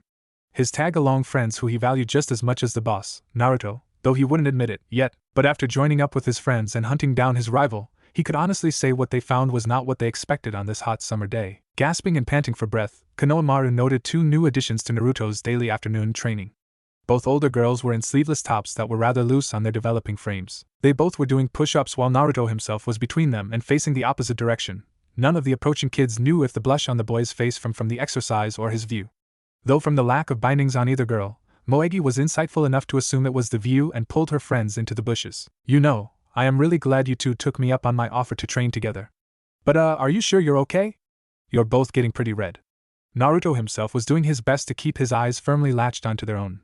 He wasn't a pervert, damn it, but he was still a growing boy. Gasping as her rep count reached the hundreds, Ino shook her head, long ponytails swaying behind her and bangs plastered to her forehead by sweat. I'm the one who said I wouldn't mind getting all sweaty with you, Whiskers. So I'm here to stay. Hinata might bow out though her arms were on fire, she wouldn't lose out to the slip of a girl next to her. Her own blush coming more from her wardrobe than the activity, Hinata had to give Ino points for the innuendo. But 2 could play at that game. We're almost done here, so maybe you could help stretch me out, Naruto-kun? Or maybe that was too bold. If her father ever heard her, she'd most likely never see the light of day again. Watching the trio continue their workout from the bushes, Konohamaru looked at his friends. Should we go out here? Moegi shook her head quickly. Don't you dare, there's a major battle going on and we can't interrupt. Mentally she was taking notes. These girls were good. Udon looked at Konohamaru and sighed. They're just working out. What battle? It's a different kind of battle. I wouldn't expect you boys to understand. I hope I never do. Udon sniffled. You said it, buddy. Team 7 could admit that the night within the confines of their tree hole wasn't too bad. It was still pretty warm and humid, so blankets weren't needed, but trying to sleep on a tree root or dirt was not the most comfortable thing. Though as Sakura made her way out first, pushing aside the brush cover that Naruto's clone had put there to conceal them, she stretched and smiled. Oh, it feels good to be out of there. Think we lost him? Sasuke was next, doing his own stretches and looking around and up into the trees. Sure hope so. I'd rather not have my eyes cut out by that freak. The last and slightly uncoordinated member of their team dragged himself out. Standing with a little help from Sasuke, Naruto was looking around with a dazed look. I think I overdid it last night. Sakura was almost instantly in his face, looking into his eyes and turning his head left and right. How long did you stay up commanding your clones? Getting a non-committal answer, Sakura watched his slowly adjusting pupils and sighed. Just great. Sasuke walked up, intrigued. What's wrong with him? Motioning to the blonde who seemed very out of it, Sakura kept him standing. Just some mental fatigue. Guess it's one of the big dangers of using the shadow clones so much. I don't know what he did last night, but looks like it pushed him. Old man is gone, way away. Both of the normal members of Team 7 watched their teammate, and had a foreboding feeling, and it was Sasuke who came out of it first. Maybe we should shove him back in the hole, rest for another day. Sakura nodded, probably the best idea. He's no use at all like this. However, before either teammate could think to help him back into their hole to rest, Naruto suddenly had his sword in his hand, held up to the sky. Enemies coming. Gonna get him, gonna get.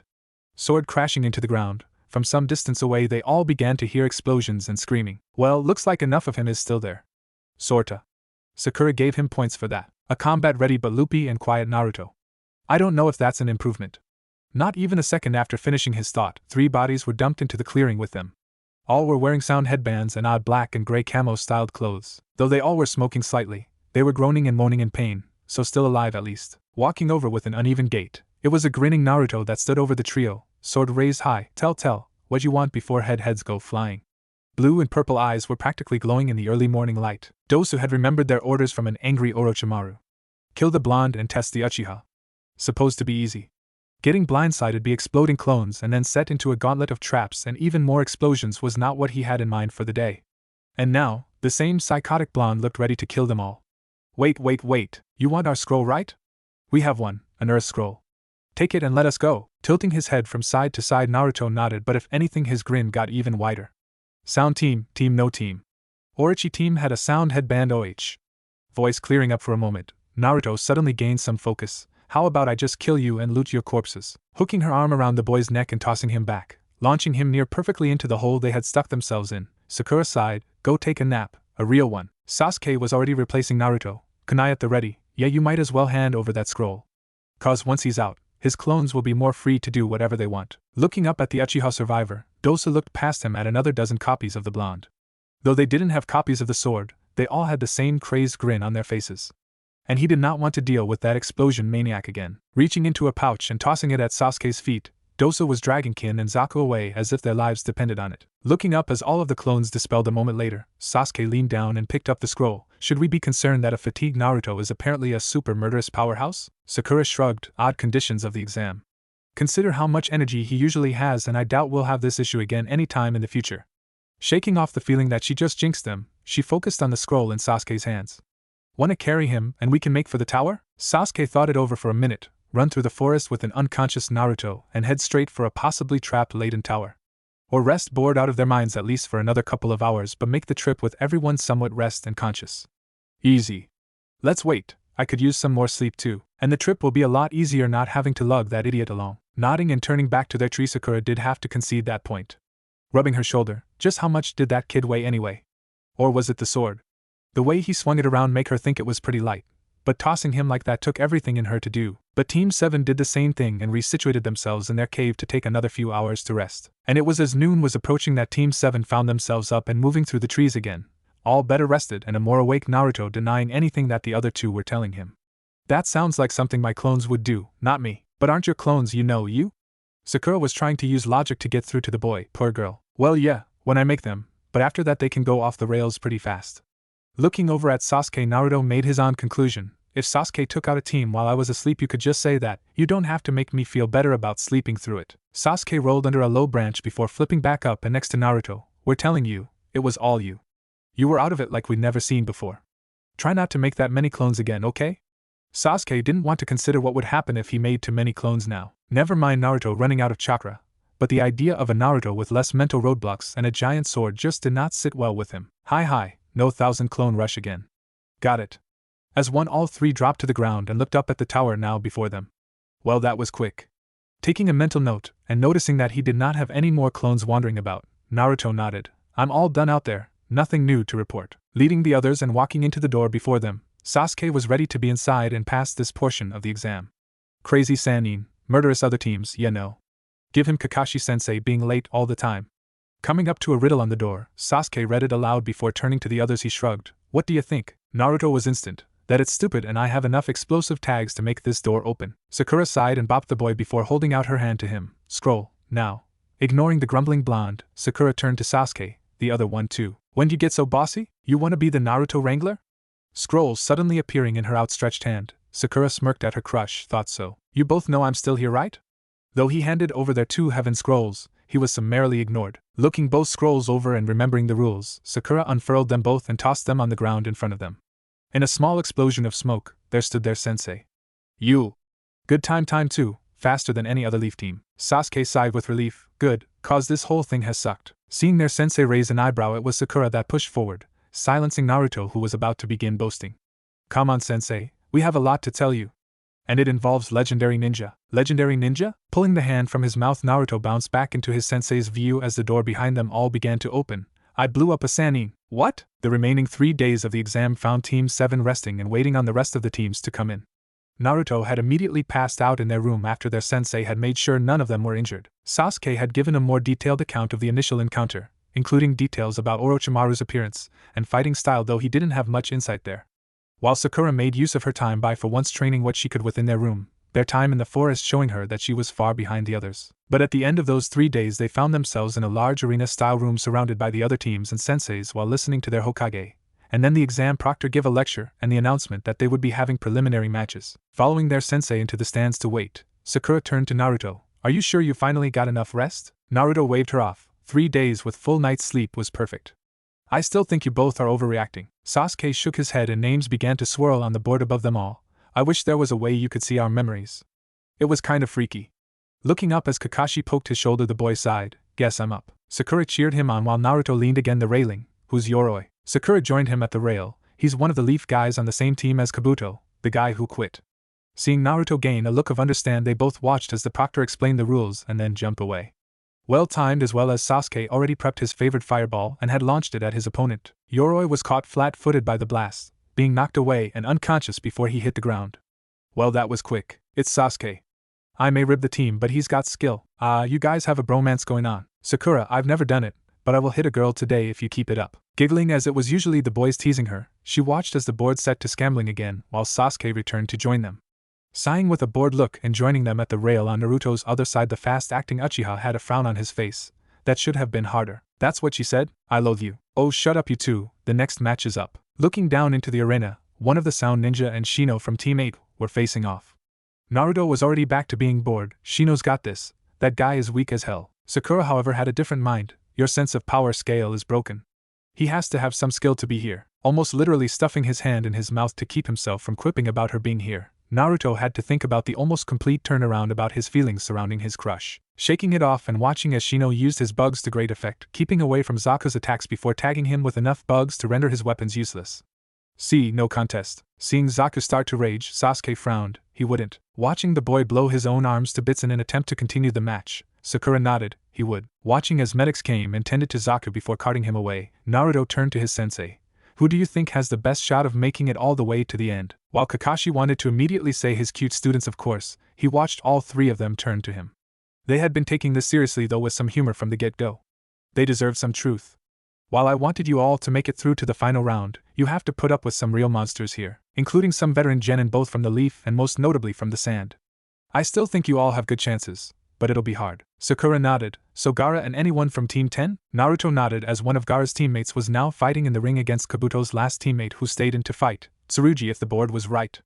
Don't they have a Hyuga on their team? Sasuke nodded. Think so. Surprised you know about them. Naruto casually dropped a bomb on them all. Oh yeah, Hinata-chan trains with me from time to time. She's told me a bit about them. Sounds like a family of sticks in the mud if you asked me. Sakura and Sasuke both started at each other from behind Naruto. The girl had worked up the nerve to talk to the boy and train with him.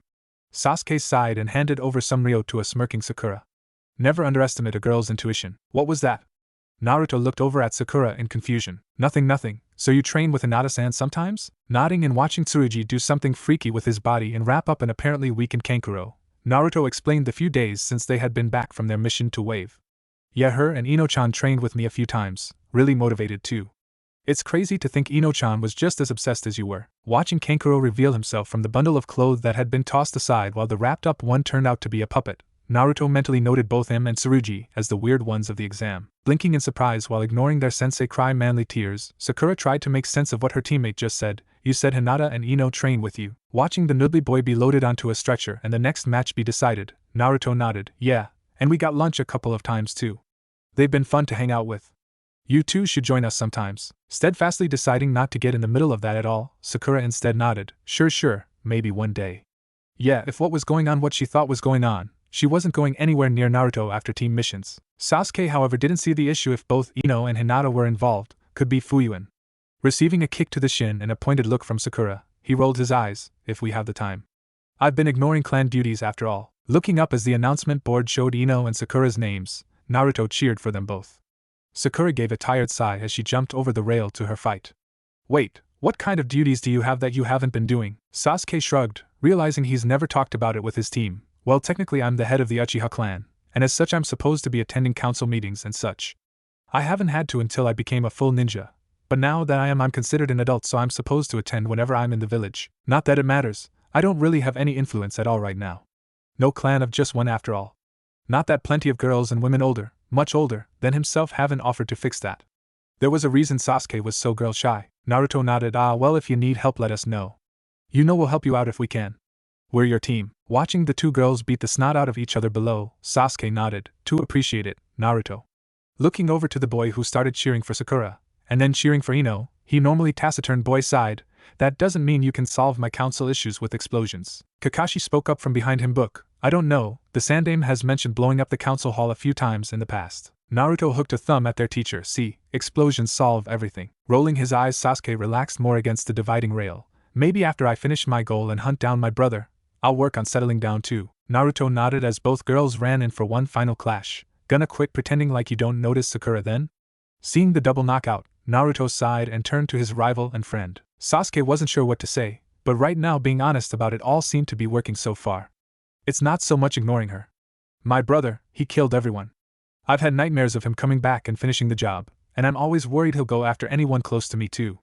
I don't want that to include my team. Feeling Naruto slug him in the shoulder, he looked up to the grinning boy. Then we just need to train harder, get stronger, and when it's time, we kick the shit out of your brother and make him apologize.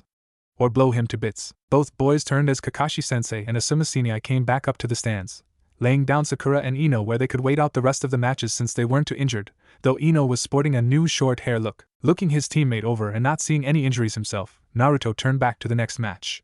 But Sasuke nudged him to get his attention. What's up, fire boy? What about you? Ever given thought about finding out where you came from? Seeing as how they were opening up a bit at the moment, Sasuke tried the same with Naruto. Naruto thought about it for a bit, idly scratching his chin. I mean, of course I'm curious. But I asking the Hokage about it once already and got a half answer. Apparently he can't tell me about my parents yet, but when I get older he can. So it's like, I gotta wait to learn anything. Which kinda sucks. Sasuke thought about that. If the Hokage knew but said Naruto couldn't learn about it yet, did that mean his parents were somewhat important? While the Uzumaki name certainly wasn't popular, that didn't tell him much of anything. He'd seen mention of the clan in some history scrolls, but usually heavily glossed over. Maybe if Sakura was awake he could ask her. Or maybe later, as when he looked back he noticed an odd look in Kakashi-sensei's eyes. Well, even if you have to wait, at least you know that he's going to tell you one day. So that's something. Watching Gaara's sister Temari beat back all of the attempts from the girl from Team 10 to attack her, Naruto commented on it. Bad matchup looks like. Sasuke took a moment to watch the match before nodding. You aren't wrong. Maybe if Tenten had something with more piercing power, or something more close range. Wincing as Temari's wine blast sent her into the air, only to land on her spine on the winner's fan, the Leaf Nin sighed, or not. Kakashi spoke up this time, taking some interest and hopefully directing the conversation a bit. Sometimes you get a bad matchup. That's why it's important to vary your training and skill sets so you don't get stuck with only one or two methods of attack or retreat. Specialization of skills in our field of work can be a death sentence. That was part of why he had wanted them in the exam now, to learn those lessons in a mostly controlled environment.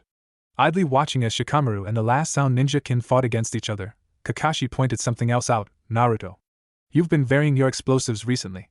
Why? Caught off guard by their teacher being interested in explosions for once, Naruto quickly nodded and held up an explosive note. Okay, so you know how an explosive note can be varied in power, but generally the bigger the note the more powerful it is. Seeing Sasuke and Kakashi nod, Naruto held up a slightly bigger note, just about twice as the first one. Problem is that you can only go so big. And sure, you can use more notes like I did with my suicide bracelets, but it's not efficient. So I looked into actual explosives too. And it came down to other things, like explosive velocity. Velocity? Like some explosions are faster than others?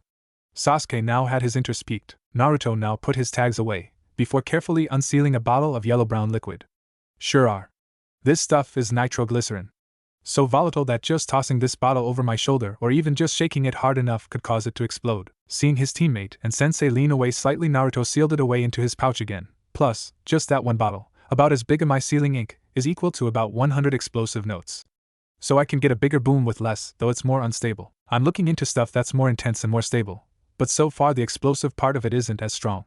So I'm still looking. Seeing the boy had actually put some real thought into things, Kakashi however decided to caution him. Just be care. I know you heal fast, but pretty sure you can't regrow a limb. Flinching slightly as an irritated fox declared that his absolutely could if needed, Naruto covered it up by nodded. No worries, Sensei. As long as I keep the bottles sealed away they're stable. He wasn't going to worry them about mentioning just how much of the stuff he had on him at any given time. That was probably a bad idea. Watching as a tired Shikamaru knocked out Kin using his own shadow, Naruto cheered for the lazy boy. Talk about too smart for his own good. Sasuke scoffed. Part of why he's so lazy. Missing Sakura and Ino coming too earlier, Sakura finally made her way back to the rail alongside her teammates while went to join her team again. What did I miss? Sasuke shrugged. That sand girl beat Tenten from Team 10, and Shikamaru beat the girl from the sound team. Looking up, Sasuke sighed. And you get to watch Naruto now, I guess. Throwing up his fist, Naruto cheered and leapt over the rail. Alright. Let's make it flashy. Dropping into a three-pointed crouch, Naruto marveled as he finally felt used to moving without his weights on. Which meant he could go all out. Being approached by a smirking Kiba was throwing him off a bit. Look here, Akamaru. We got an easy win. No way the dobe who had to be saved by Sasuke and got his eye torn out is any match for us.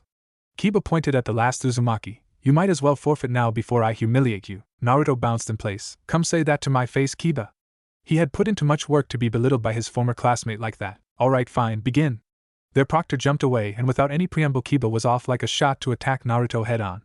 However, Naruto had been training day and night against clones that whether he knew it or not could move at the speed of thought.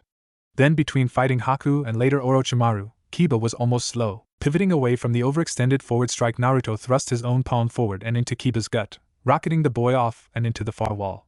Not slowing down, Naruto made his usual brace of a dozen clones. For underestimating me, we're gonna make this flashy. And the clones all blurred into movement. What the hell was the before Kita could fully stand, he was kicked in the side by a clone, which led into a palm thrust, and a roundhouse, then an axe kick, and on it went. In the stands everyone watched as Naruto and his clones bounced the Inuzuka around the arena floor. It so far wasn't so much a fight as Naruto making a mockery of his opponent, but eventually Akamaru was able to disable a few clones and earn Kiba a breather. What the hell? Looking up, Kiba came face to face with another clone. Tell me how fire tastes. The clone exploded, tossing the genin and his dog away into the air, where they landed in a heap in the center of the arena. Naruto paused, waiting to see if the proctor would call it. Even though Kiba had insulted him, he was still a member of the Leaf and a teammate sorta, so it wasn't like he wanted to kill him after all. And after the proctor checked on him and called the match, Naruto cheered, "Woo yeah! Who's awesome?" Sakura sighed, "Should we tag team him and beat some humility into him?" Sasuke shook his head, heads to hard, wouldn't work. Looking over however at a lavender-eyed girl, Sasuke smirked, "Make Hinata or Ino do it." High-fiving the boy with a chuckle, they both congratulated a happy Naruto. Though Sakura had a question, "Why didn't you use your sword at all?" Naruto shrugged, "Kubikurabocho is a sword of killing. At least against Leaf Nines I don't want to draw it. It's meant for spilling blood. Not for a friendly match." Nodding with his reasoning and watching the board, Sakura along with a few others all gasped at the names brought up. Oh no. Naruto looked up and frowned. Hinata and Niji? Wasn't that her cousin she mentioned once? Looking down as they both entered the ring and Niji immediately tried to convince Hinata to quit, Naruto didn't have good feelings about this. Why is he such an ass? Again Kakashi spoke up, the topic a little older than the kids. Niji is of the branch house of the Hyuga clan. Hinata is from the main branch. To outsiders it's like a servant-slash-master relationship, and Niji holds some resentment against Hinata.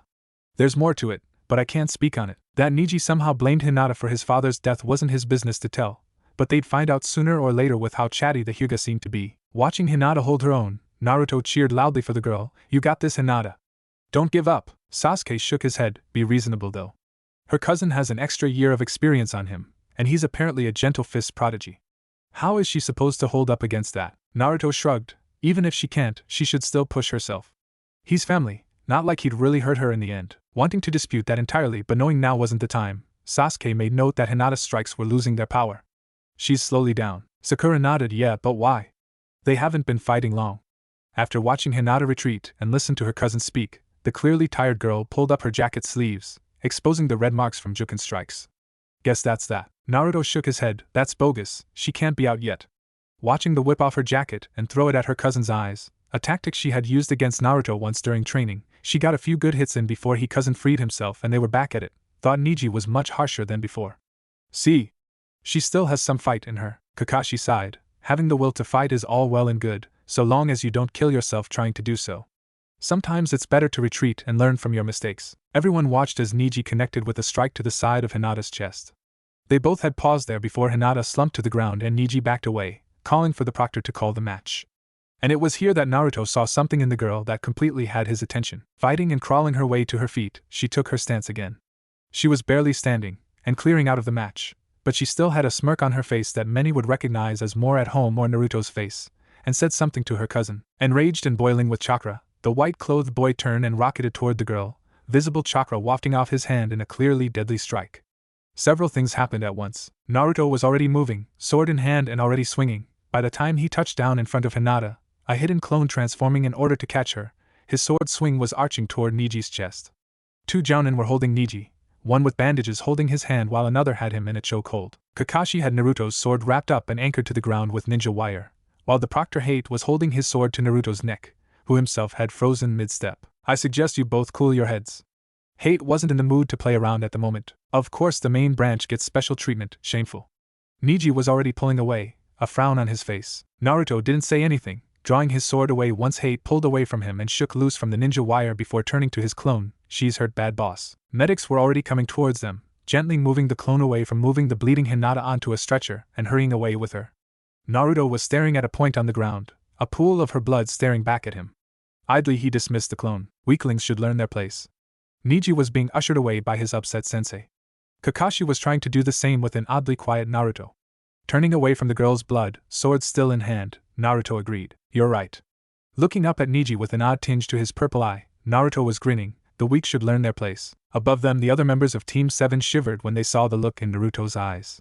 And both silently offered up a prayer for Neji, the boy not realizing just what kind of enemy he just made. And as their sensei and Naruto rejoined them, leaving the kids to have a word with Guy, Naruto took there quietly, sword finally stowed away on his back. Both Sakura and Sasuke were looking for the correct thing to open up the conversation, but it was a contemplative Ino who walked over and joined them, standing shoulder to shoulder with Naruto for a moment. She'll be alright, you know. She's a lot stronger than she looks. While they were rivals in love, they were still fellow Leaf Ninja and friends.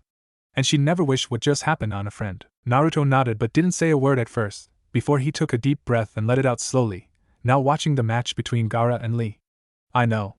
But to watch a family try to kill another over something they can't control, that's garbage. I'm gonna feed him my foot through his ass. Chuckling and nudging the boy again, the now short-haired Ino smiled as the light came back to his eyes.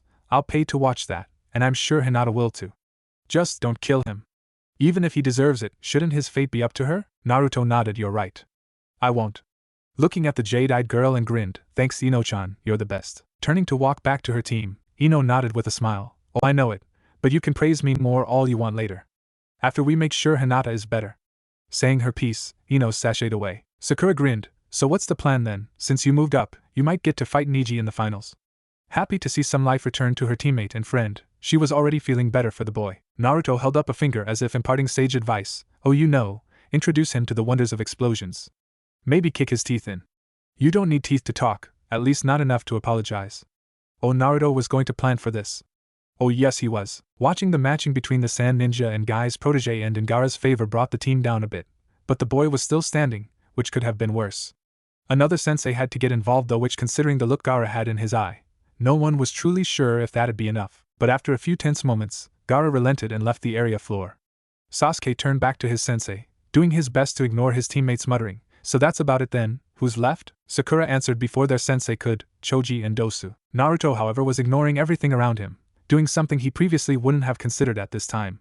And that was exploring his feelings involving the two girls he had interacted with the most recently.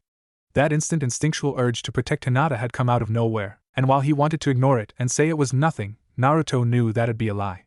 They hadn't spent a lot of time together, but it was something that he had already built up some tight feelings for her. Not sure what exactly love really entailed, he could say at least that he wanted to shield her from harm, and didn't want to see her hurt. Looking over at the other half of the problem, Naruto looked at the platinum blonde who had tried to cheer him up. Would he have moved to protect her just as quickly in the same situation? Something told Naruto that he would have, which begged the question. Who could he talk to about this? Kakashi-sensei was out, he was a pervert. Maybe Gigi? No, he was a pervert too. Well, he also had been married, so that was a maybe instead. There was Iruka-sensei, maybe he could help. He was good at answering questions. Nodding to himself and making a plan, Naruto almost missed it when Sakura shook him. How was it? Rolling her eyes and mentally complaining about explosions and concussions, Sakura pointed down to the arena floor. Prelims are over. Gotta take a number to determine your lineup for the finals. Watching the boy nod and follow after Sasuke, Sakura walked over to Ino, an idea in her mind about her own hair. Naruto barely paid attention to what was about to happen, only doing as he was told when prompted to pull a ball from the box provided to him by Hate.